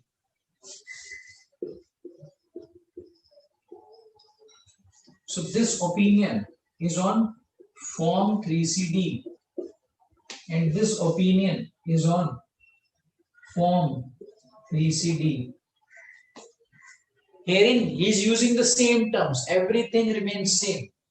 So can you now see a couple of things which have increased? That is nothing but all about audit of financial statements. So you can say the auditor in the case of form 3CA had the financial statements audited, so that's why he could move fast. But the auditor in case of form 3CB did not have the financial statements audited, so that's why he was required to audit the financial statements, express his opinion on those financial statements, and then move on to form number 3CD. Clear on the requirements, and these appear to be in line with what the forms would also require, and that's the relevance of these forms. Now coming back to one more point, that is about true and correct term, which is used as against true and fair view. But before that, I'll just move on to your queries now. Harshad is asking about direct and indirect tax. So Harshad, let's get done with this, and after we are done with this complete chapter, you will get a clarity. Huh? Nagasai is asking, I'll come to this later, please. Nagasai is asking, is there any format for the tax audit report? Of course, yes. So these are the formats. These are prescribed formats. You can't change. These are coming from the Income Tax Act only, Form 3CA and Form 3CB. Nagasai is then asking, in which section of the income tax the details relating to turnover. I'm not sure about the section number. You can just look at the section number on your own, please. But this is something which comes from the requirements of this section number 44AB for this tax audit. Okay, so I'm sure you can just go through this section, and this section will help you around the details of all of these things. Mahesh is asking, sir, if the company has a turnover less than 1 crore, then will the tax audit not be required? Yes, that's correct, except for certain presumptive taxation schemes wherein the tax audit may also become mandatory. Harshad is saying that means in form number 3CA, we just report And in form number 3CB, we report about the audit of the financial statements being performed by the tax auditor himself. Okay, clear, Rishad? Just to add on to points which you have just mentioned over here. Clear? Yeah. So what we can now do is we can take a break. So I think we be stretched a bit, and I'll just think it's better we take a break. And after the break, we'll continue our discussion on this tax audit part briefly in terms of the audit report, and then we'll start with form number 3C also. Okay. So let's take a break for 10 minutes and we'll meet after the break.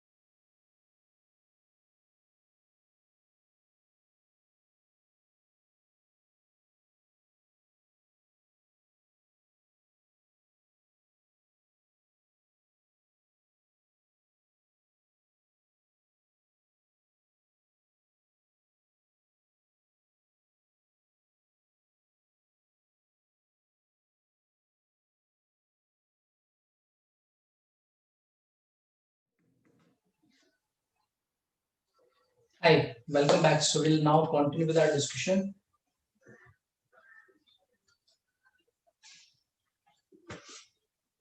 So coming back to the requirements of this Form 3CA and Form 3CB, so it uses the term true and correct.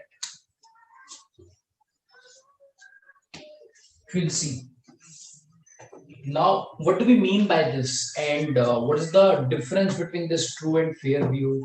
How do you think the scope of the tax auditor changes in respect of these terms which are getting used?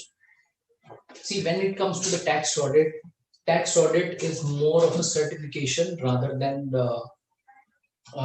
what you see in case of audit of the financial statement. So that's why it's considered to be slightly significant in terms of its scoping requirements as compared to what you see under the financial statements audit.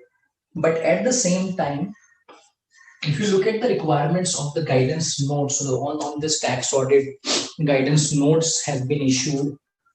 So still they require the tax audit to be conducted on a test check basis. So this true and correct view does not mean that each and every item will be checked by the auditor. Okay, so generally there's a tendency and generally there's a confusion in a mind that this correctness, because this uses the word correct, so this correctness requires that there should be 100% accuracy in the Form 3CD, which no doubt any auditor would want to have, and every management would also want to keep each and everything on a 100% basis in terms of their accuracy around the particulars to be given in the Form 3CD. But still, at times there are going to be items which may require a lot of data to be used and which may not be possible for the tax auditor to verify on 100% basis. But yes, there are certain additional responsibilities which get attached to the tax auditor because of these requirements. And during the course of our discussion, when we'll discuss the audit of various particulars of Form 3CD, we'll understand as to how those requirements may be different and how those requirements may be significant as compared to what you see in the normal course of the audit. Okay. So now, what we will do is to move on to Form number 3CD. Just give me 1 minute. So now we will move on to Form number 3CD.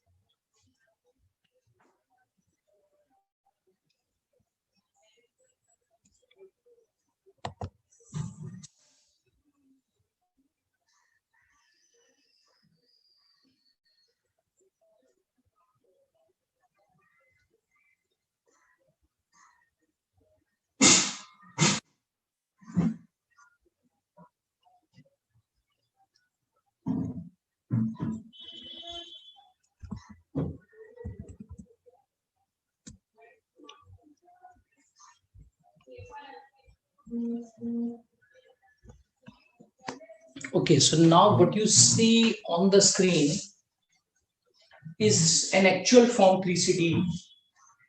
By actual, I mean to say that this is how Form 3CD is required to be filled, or this is how you will see an actual Form 3CD. With the help of this document, we'll look at all the requirements of the particulars of Form 3CD. And with the particulars of Form 3CD, we'll also keep discussing various audit procedures may be required on the part of the tax audit. Okay.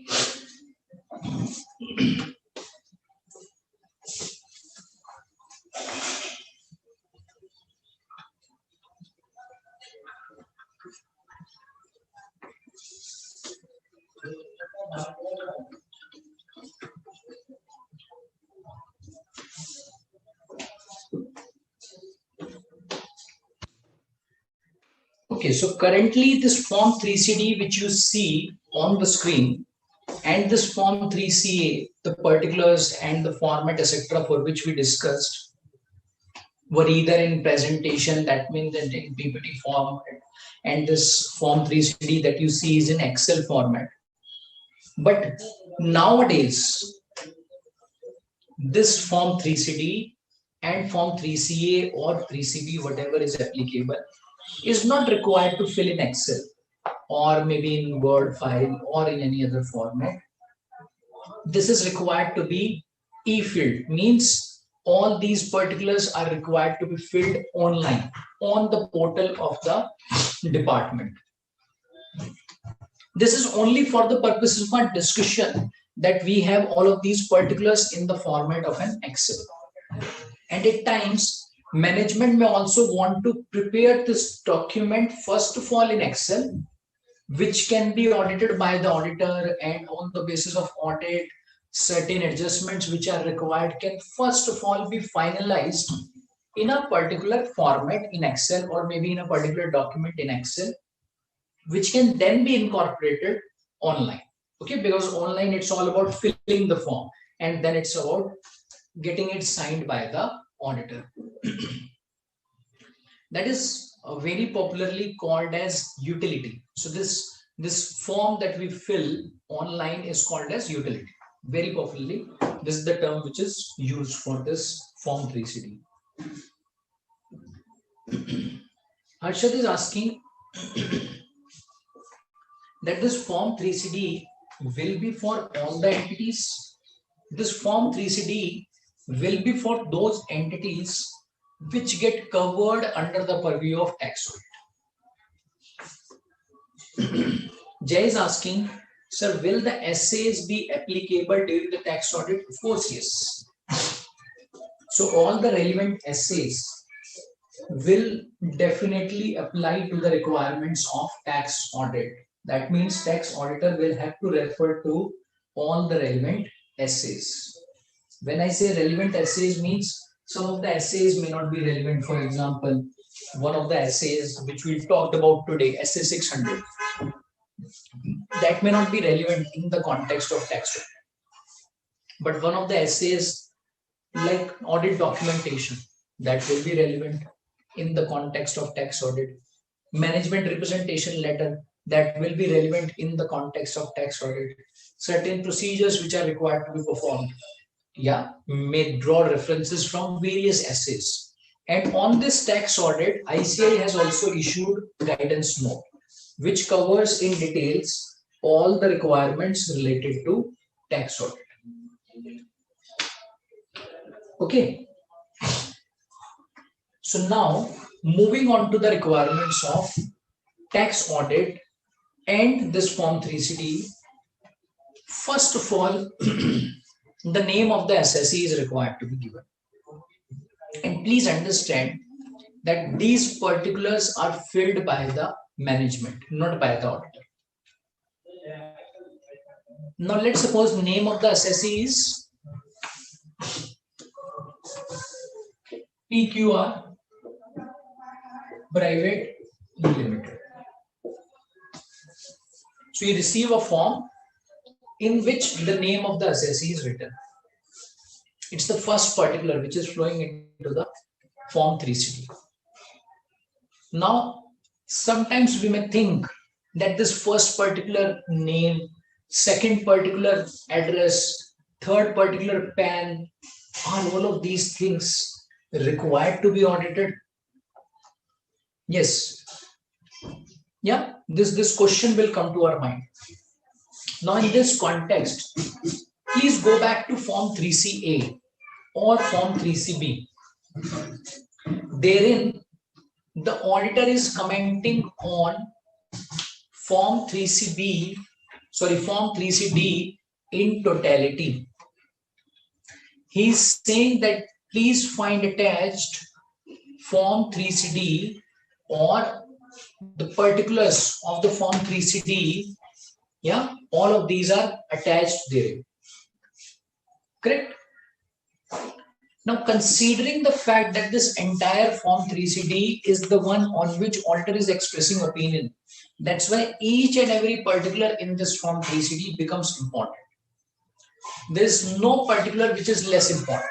Each and every particular becomes important for the auditor. So that's why he should audit each and every line item. Even if we talk about the name of the assessee, this should be audited by the tax auditor. So let's understand how can this name be audited by the tax auditor. So if the auditor has to check the name of the entity which is under audit, what can be the document or what can be the supporting document for auditing this? So if it's a company, auditor can check the certificate of incorporation. Auditor can check the PAN, which will give this name of the company. If this is not a company, let's suppose any other entity. Say for example, it's a partnership firm. Then the name can be referred to from the registration documents if the partnership firm is registered. Or if it's a society, it can again be referred to from the registration documents. All of these entities would have obtained permanent account number for sure. So the name of the assessee can therefore be verified from the permanent account number also. And many of these entities would also have certain incorporation documents. Partnership firm may have the partnership deed, company may have a memorandum, etc. Yeah, similarly, societies, etc., may also have their internal memorandums, wherein again the name may be verified. And the same document will also be the proof for the address of the assessee. For all of you, I am sure, though you will be knowing about it, assessee is the term which is used under income tax. So wherever we are talking about assessee simply means the entity.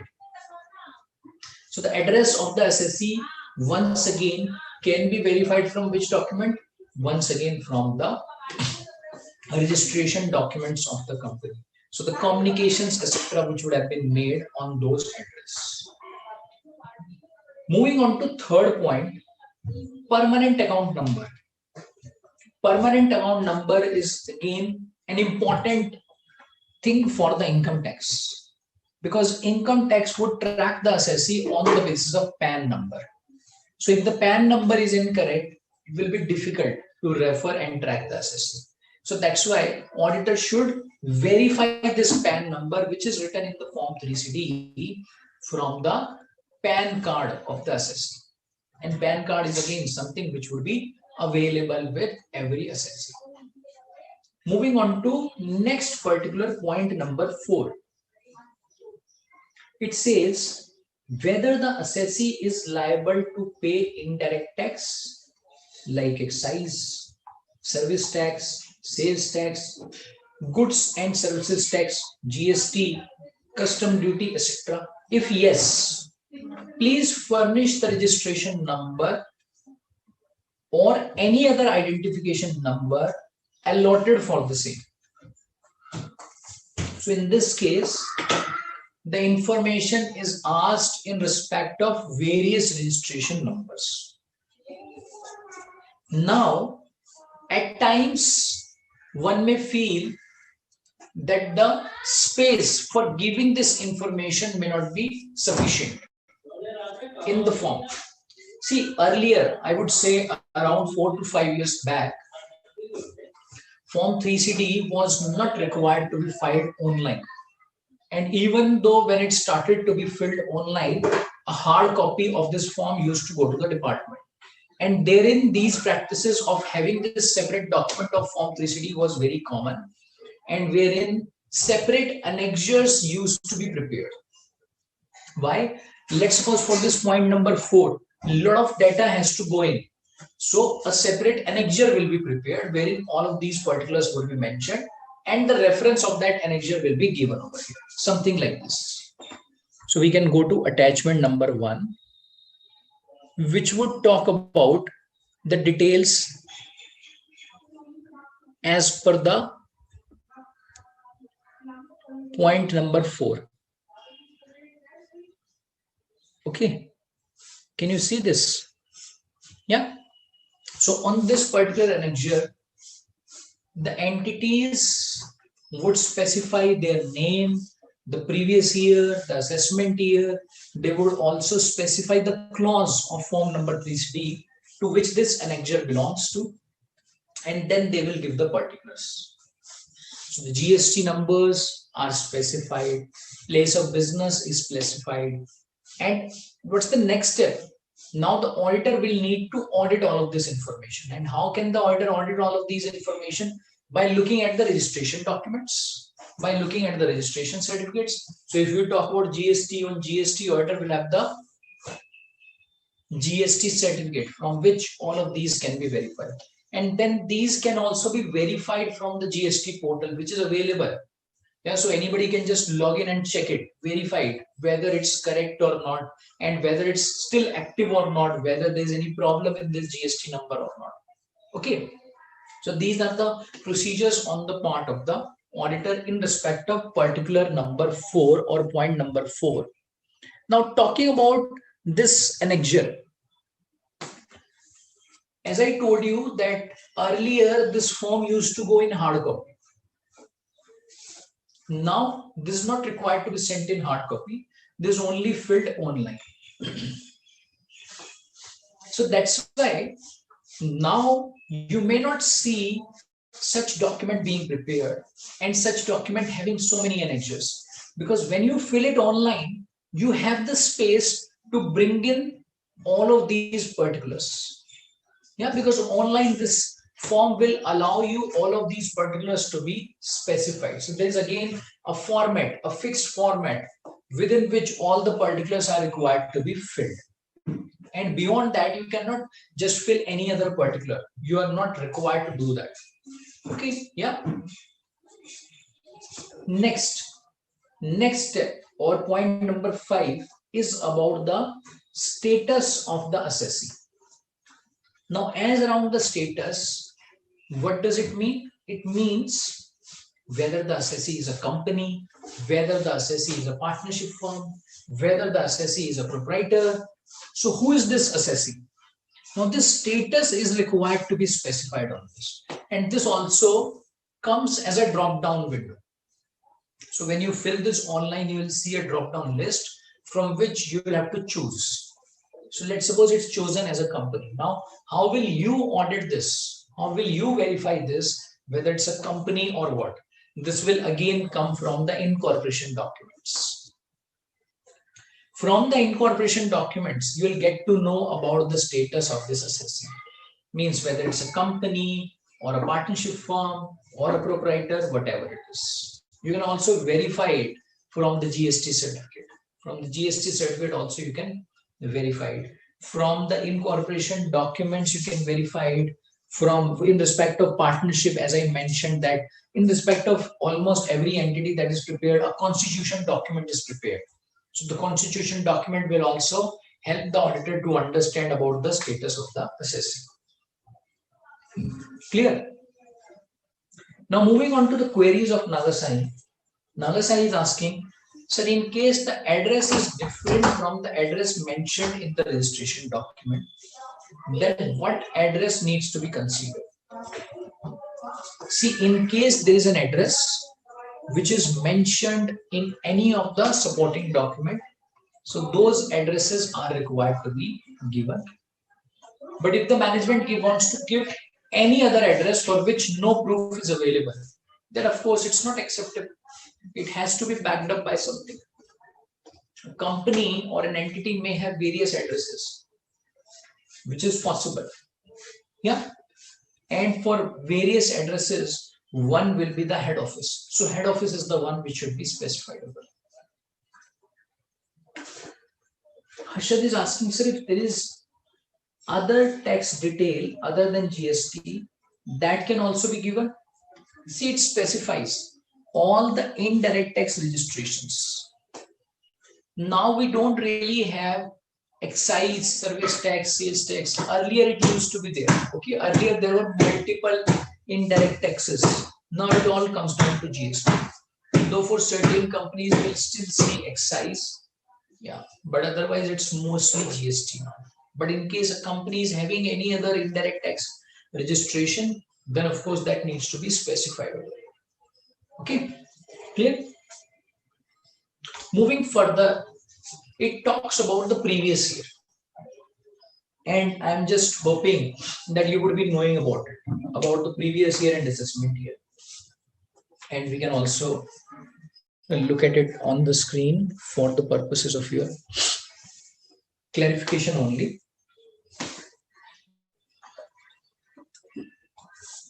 Now the accounting terminology and the terminology as per tax are different. So if we say 2020-21 is the current year, means that it's the year for which financial statements will be prepared and audited. Okay.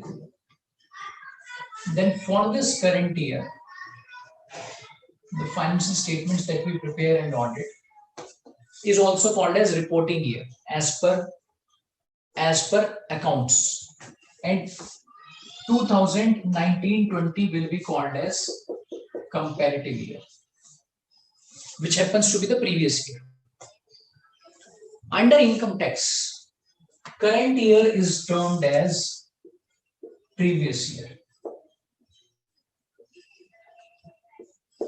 Yeah, the year for which reporting is required to be done is termed as previous year.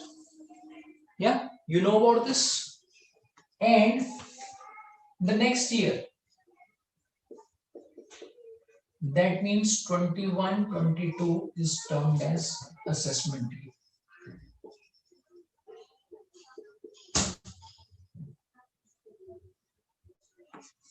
Okay. So now onwards, whenever we will use the term previous year, please remember that it will be from the context of income tax. Okay. Yeah. Another point which will have to be now appreciated by all of you is, and in fact, this will be very, very relevant for the purposes for discussion in the next session, that this tax audit is primarily based on the requirements which are generated from Income Tax Act.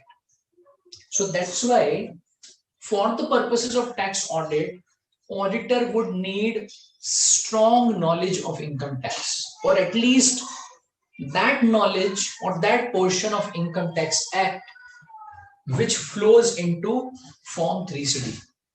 If the auditor would not have the knowledge of Income Tax Act, or to the extent it's covered under Form 3CD, then the auditor will not be able to audit. And the same thing you will also observe as we move further in terms of our procedures in relation to various particulars. Okay, so that's why tomorrow when we meet, so of course we are continuing now, so don't think that we are ending our session.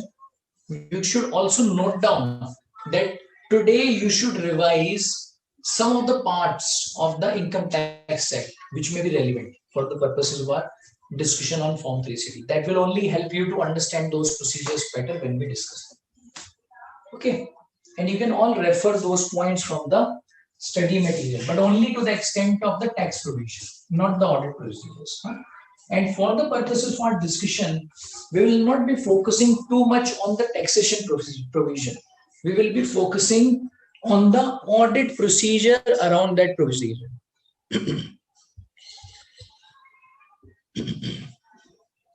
Now, as around the previous year, which is written over here, what will be the procedure on the part of the auditor?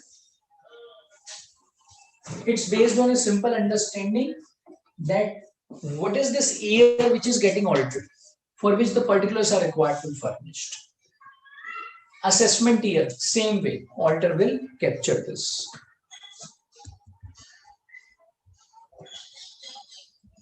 Now moving further on to point number 8. Point number 8 basically talks about the applicability of tax audit. As we have seen earlier,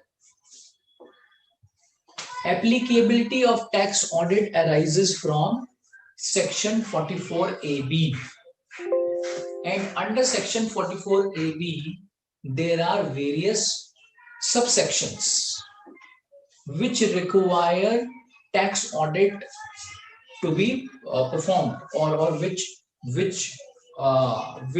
creates this applicability of tax audit to a particular assessee. So in this case, in clause number 8, or in this point number 8, the auditor needs to specify as to which provision would have required the assessee to perform tax audit. Okay. Moving on to point number 9. If you look at all the things, all the informations which were captured under point number 1 to point number 8, those were all the basic details related to the entity. All of those details were the basic information about the entity. From this point number 9 onwards, actually, it's not about the basic information. It's now the information which will which will now start getting captured in the context of the particulars which will be relevant for the ITR, you can say, or which will be relevant for the purposes of audit, we can say, or which will be now important for the purposes of audit. 9A, it says, if the firm or association of persons indicate names of partners or members and their profit sharing ratio. If there is change in the name of the partners or the members or their profit sharing ratios since the last day of the preceding year, particulars of such change. So in this case, the information is required to be furnished only if it's a partnership firm or association of persons. Otherwise, this will be NA. Why NA? Because it's not relevant, it's not applicable. And in case it's a partnership firm, then the details of the partners are required to be furnished, their profit sharing ratio. And in case there's any change in the constitution of the partnership, means the partners would have changed, their profit sharing ratios would have changed, that information is required to be captured over here by the management, and the auditor would therefore require this partnership deed for the purposes of his audit. How can you verify it? From the partnership deed, from the discussions with the management, etc. Okay. Moving on to point number 10. It talks about nature of business or profession. If more than one business or profession is carried on during the previous year means current year, the particulars, if there's any carried on during the year, nature of every business or profession in case it's more than one. Now in this case, once again you will see, when you will fill this form, there's a drop down window from which you will select all of these particulars. So it could be about the manufacturing, it could be about real estate, it could be about say services being rendered, it could be about say wholesale and retail trade, which is mentioned over here. And with all of these services, certain codes are assigned. Those codes define what is the nature of the services briefly. Okay, and how will the auditor audit as to which nature of business or profession should be filled in by the assessee over here? That will be on the basis of understanding of the business of the auditor. Auditor will have to understand the nature of business. Auditor will have to understand through his discussions.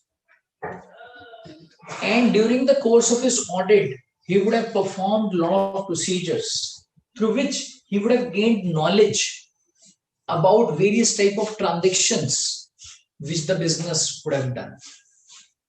And through that, he will be able to comment on this, or he will be able to finalize this as to what all nature of business should be selected in this particular. Okay. Next, it says if there is a change in the nature of business or profession, particulars of such change. Now, what does this change imply? Change imply means a company was, let's suppose, carrying on the business of manufacturing of, say, chemical products. But during the year, they have changed the business.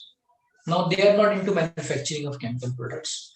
Let's suppose they have started manufacturing furniture. Okay. Or maybe they are carrying on with the manufacturing, but they have also started something new.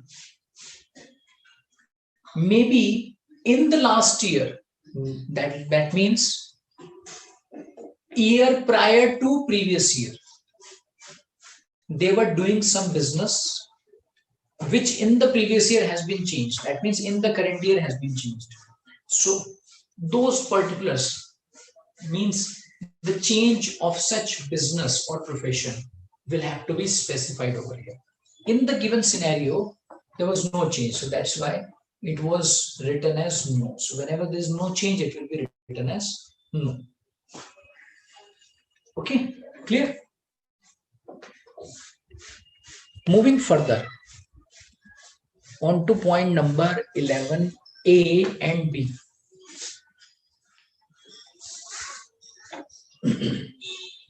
Now basically, income tax department wants to understand the books of accounts which would be maintained by the assessee and the records and the information which the assessee would have and which the tax auditor would have verified. So he wants to understand about all of those details as to what all tax auditor would have verified. So that's why this particular requires 11A whether books of accounts as prescribed under section 44AA, if yes, list of books so prescribed. 11B says list of books of accounts maintained and the address at which books of accounts are kept. It further says in case books of accounts are maintained in a computer system, mention the books of accounts generated by such computer system. If the books of accounts are not kept at one location, please furnish the address of every location along with the details of the books of accounts maintained at every location. Okay. So now for these particulars, because for this assessee books of accounts were not prescribed by section 44AA, and that's why I told you that now for the purposes of understanding of this form 3CD, you may need the knowledge of section 44AA. And you may think, sir, what is this section 44AA? What are the requirements of this? So this section prescribes maintenance of books of accounts in certain cases. But in our case, this was not applicable. In our case, because this was not applicable, so it was about maintaining the books of accounts in the normal course.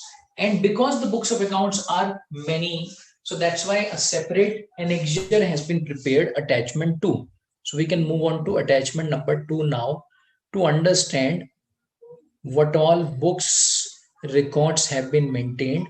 Then the other thing which it requires is to understand whether the books are maintained manually or through computer system. What can be a computer system? SAP is a computer system. Oracle is a computer system. Then if we talk about Tele, it's a computer system.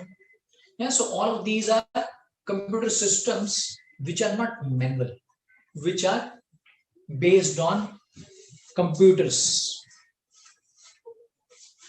But at the same time, there could be various records, informations, which may not be maintained on the computer systems. For example, many a times companies may record fixed asset register, say manually.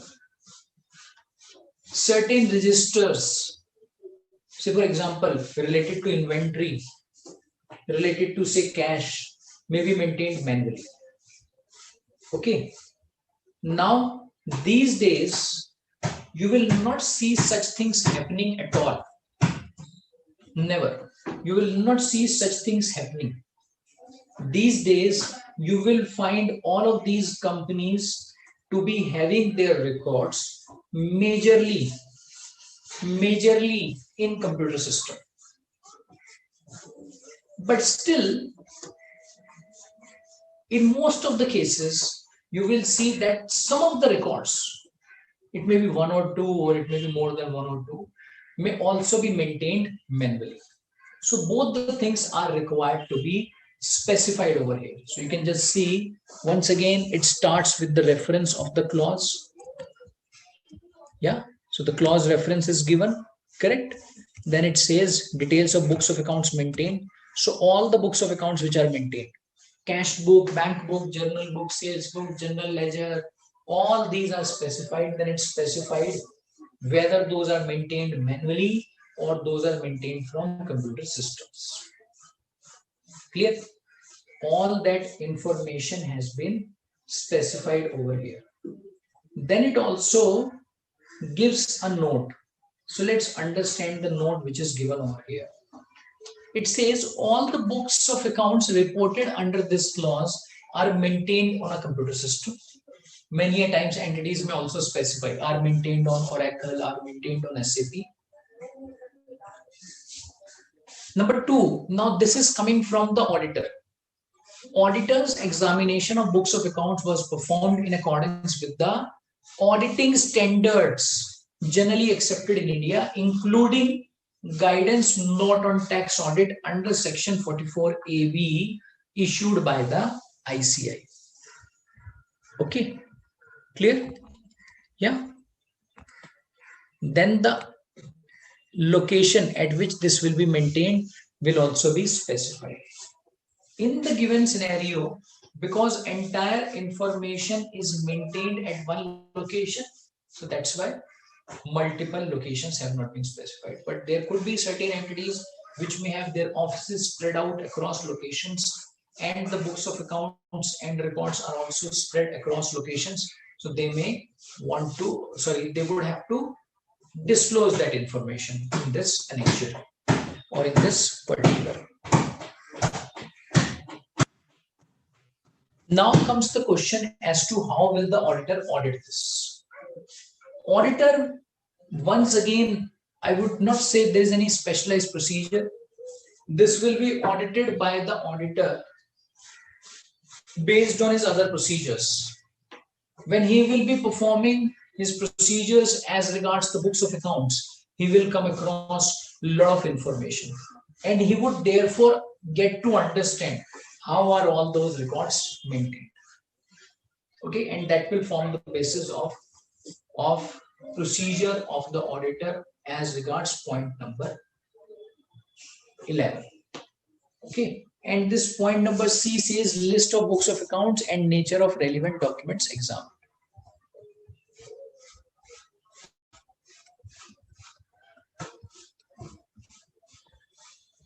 Correct. Now I can see some queries coming in.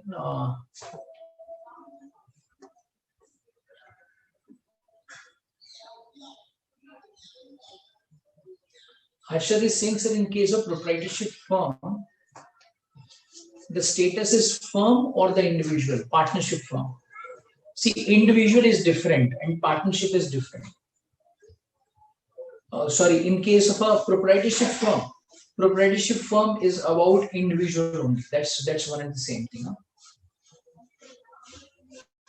Naga is asking the address in which the company is doing business is different from the address mentioned in the registration document, and in fact the firm has vacated the place of address which is there in the registration document. Then it's a wrong thing which the firm has done, because if they have vacated the address and they are not operating from, let's suppose, address 1, now they have moved on to address 2, and there's nothing belonging to this firm at address 1, then this firm should get its address changed from address 1 to address 2 immediately. Okay, otherwise it's non-compliance of law which they have been doing, and this wrong information should not be furnished. Point number 30. Oh, sorry, this query comes from you. This is 30. Jay is asking, will change include addition of new business line? See, if there is new business line, that will not really be a change, but an addition. But of course, it should be covered over there. Because if there is a new business line which has been added, then that will get added to the business details which have been asked for. That means the nature of business. Okay, clear? So we can now move further.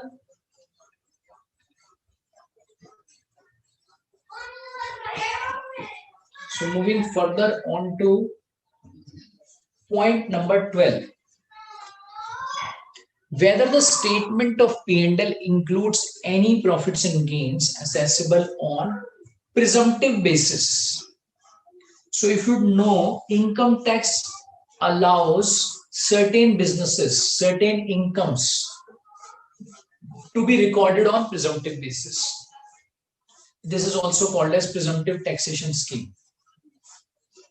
Under section 44AD, 44AE, 44AF, if that has been followed by the assessee, then it is required to be specified over here. And how will the auditor verify it? By looking at the accounting records of that assessee. Moving on to point number 13. Method of accounting employed in the previous year. Whether there had been any change in the method of accounting employed in the previous year vis-a-vis method of accounting employed in the year prior to previous year. If answer to B is in affirmative, give the details of such change and the effect of such change on the P&L. Whether any adjustment is required to be made to the profit or loss for complying under the provisions of ICDS. If answer to D is in affirmative, give details of such adjustments and also give the disclosures as per ICDS. Now, this is another important area for the auditor. In this case, one thing which auditor will have to understand always, that now cash basis of accounting is not followed. Gone are the days, except in case of exceptional situations. It's all accrual basis which is followed and which is required to be followed. So that's why the management should have mercantile system. Mercantile means accrual basis. As around this basis, it can be easily verified by the auditor by looking at the accounting policies in case it's a company. In case it's not a company, then for an auditor to verify this, he will be verifying the books of accounts. He will be verifying various information, various accounting of the assessee, through which he'll get to know what has been the method of accounting. Ideally, you should not see changes in the method of accounting.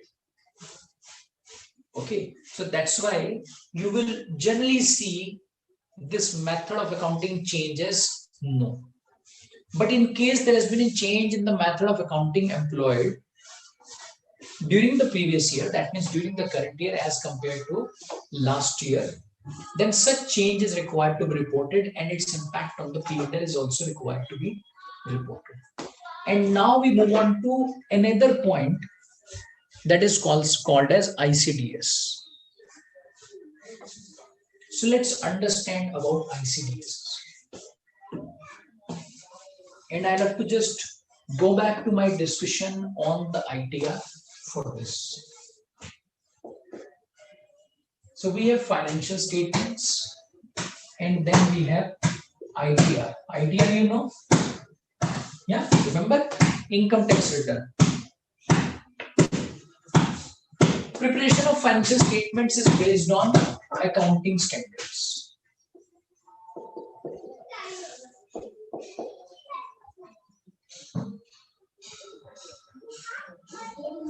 Accounting standards are mandatory as per Companies Act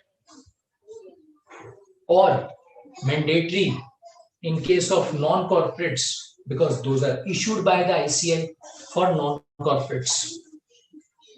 ITR is required to be prepared as per Income Tax Act.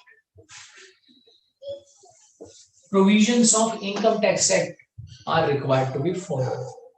And there are changes. We understood that the provisions of Income Tax Act are not necessarily similar to accounting standards.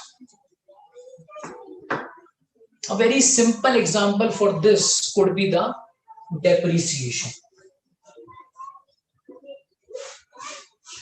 For company, you will use useful life for depreciation.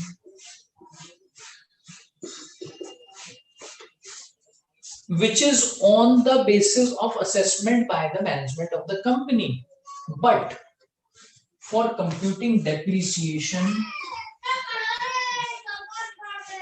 for the purposes of computation of income tax, the rates of depreciation have to be pegged up as prescribed under Income Tax Act. So you say rates are fixed. These rates will not be assessed by the management. Income tax department has given the rates which are required to be used. Okay. So we see some changes between these two. And our idea is to move from this to this.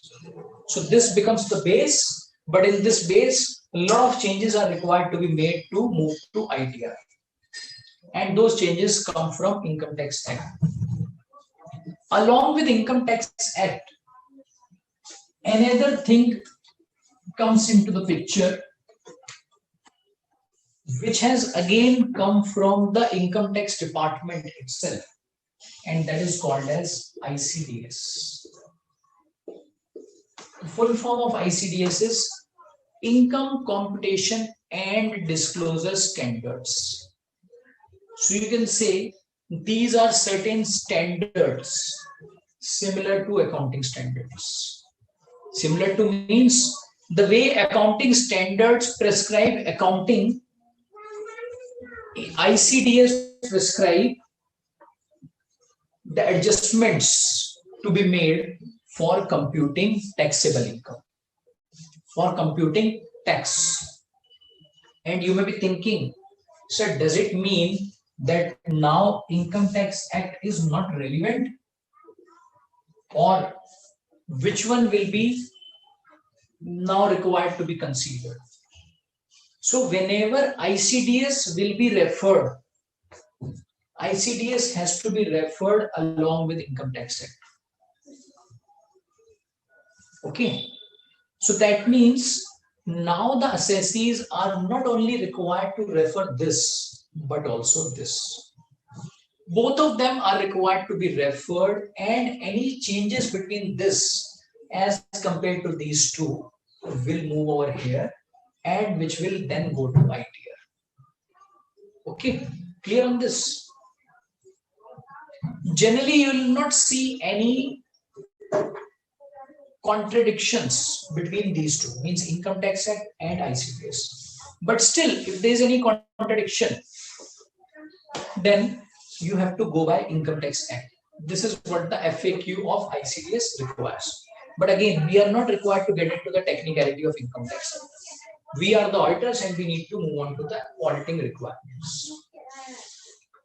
Now, for an auditor, it requires that all the changes which arise from this to this on account of ICDS are required to be evaluated. So this evaluation would have been done by the management. And let's suppose if because of ICDS, there are any changes let's suppose because of ICDS, if there are any changes, then it says give the details of such changes on the P&L. Of course, that is important. Give the details of such changes on the P&L. Then it says irrespective of. Now this point number F is irrespective of D and E. It says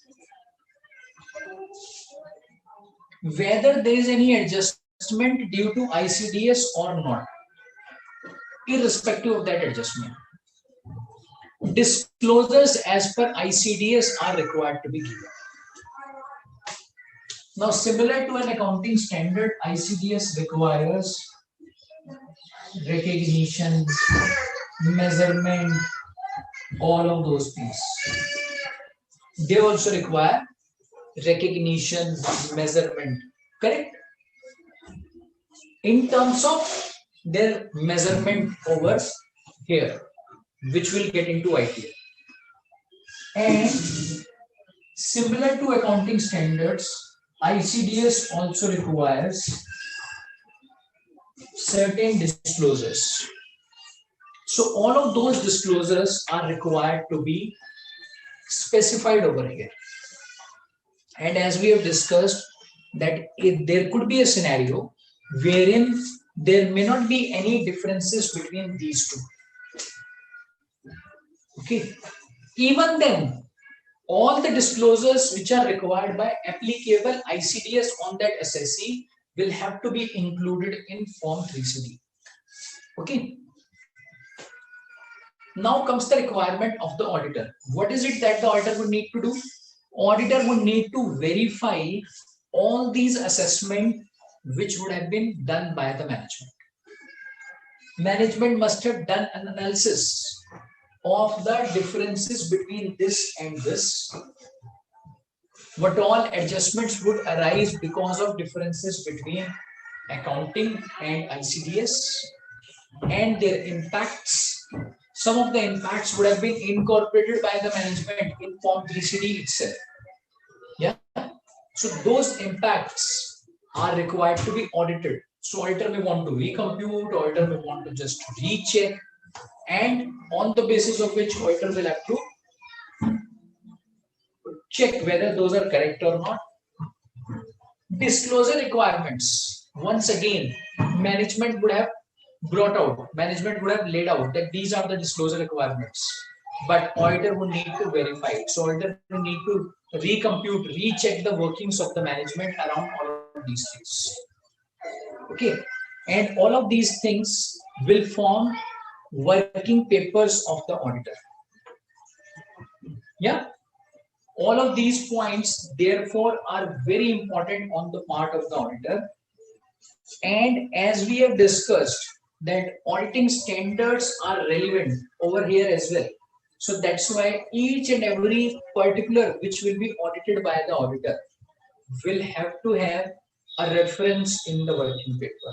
Will have to have some procedures performed by the auditor. In fact, generally, if you'll see the way working paper is prepared is that this Excel which contains all the particulars will have a separate column.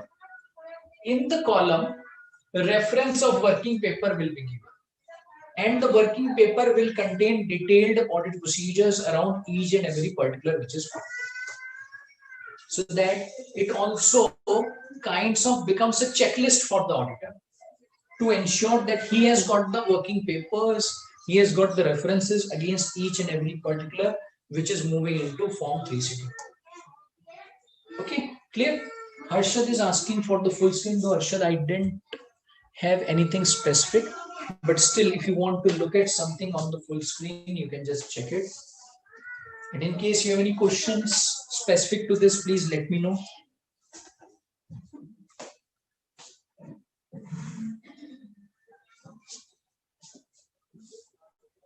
Yeah, done. Okay, so then we'll move on to the next point.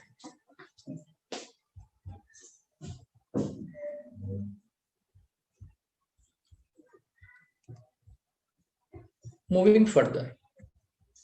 On to point number 14.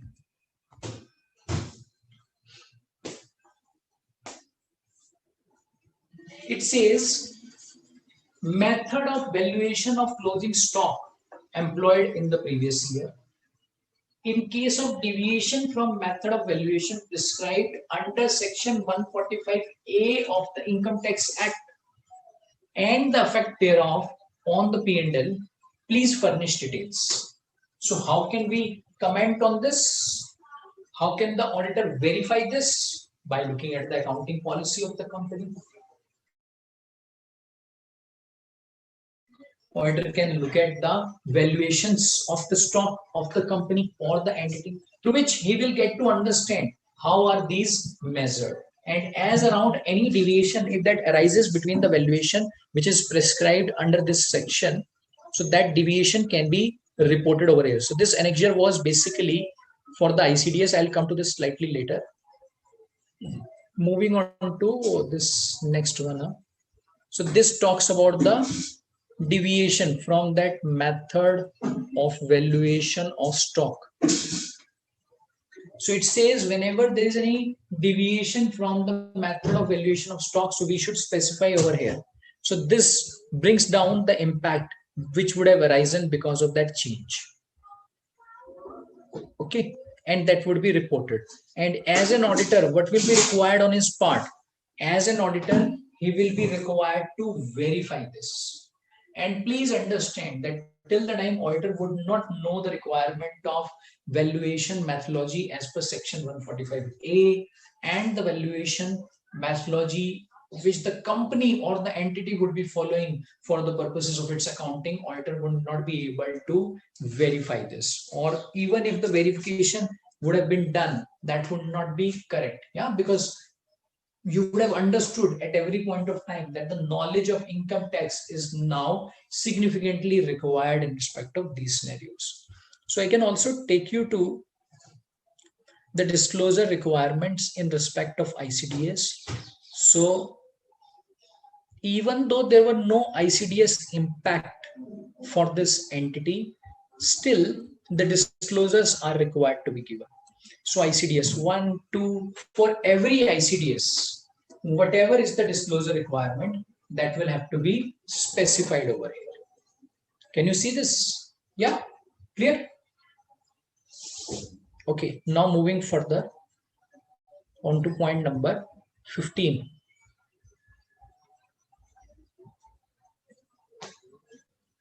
It says, give the following particulars of the capital assets converted into stock in trade. Description of the capital asset, date of acquisition, cost of acquisition, amount at which asset is converted into stock in trade. What does it mean? It means the company had any fixed asset and which has been converted into inventory. You will not see this happening very commonly. No, it's not very common for a company to convert a fixed asset or a PPE into inventory. But at times there are companies which, even though may have certain item classified as a fixed asset or a PPE, may want to sell it as inventory, say after some period of time. That is something which is a part of their business. Yeah, therein, for such type of companies, the first important aspect for the auditor will be to verify and to ensure whether there was any such item or not which would have got converted into stock in trade. And how can the auditor verify this? By looking at the financial statements of the company. In the PPE schedule, he will get to know about it because such a movement would be reflected in the PPE schedule. In the inventory also, such additions that would have come, that would have required a disclosure. So auditor can carefully go through the financial statements of the company. In respect of the PPE and the inventory, which the auditor would have verified, therein he may check whether there's been any movement from this PPE to stock in trade or to inventory. If that movement would have taken place, that would also become the basis for the auditor to pick up this item and then comment upon it. Okay, and then all of these particulars which are specified over here would get audited by the auditor. Yeah. Mahesh is asking, sir, VAT or GST component will not be the part of valuation of inventory, right? Once input is taken, yes, of course, that would not be the part of valuation of inventory when this tax is sort of refundable in nature. Yeah, but when you go to this, I think you are talking about this in the context of section 145A. Therein, you are required to add it back to all of these items and then check the impact. And that is what, this adjustment also reflected, which we saw in our example. All right, clear on this? So I think we can just end our discussion over here. So we have covered certain particulars of this Form 3CD. In the next session when we meet, we will continue from here and we'll discuss all the remaining particulars of the Form 3CD, and we'll also look at examples during the course of our discussions as to how auditor will be dealing with all of these areas, not only from the audit procedures perspective, which we have been doing, but also in terms of the reporting requirements or in terms of some of the challenges with the help of some examples. Okay, so with this, we can end our discussion. And in case you have any questions, queries, you can just send across that and we can get back to you. Arshad is asking, sir, how the questions will be asked in respect of this chapter? Will there be any practical questions? Of course, yes. A lot of practical questions will come and we'll have discussions on that. So a lot of practical questions we'll see in the next session. We'll discuss a lot of practical questions around this chapter. Okay.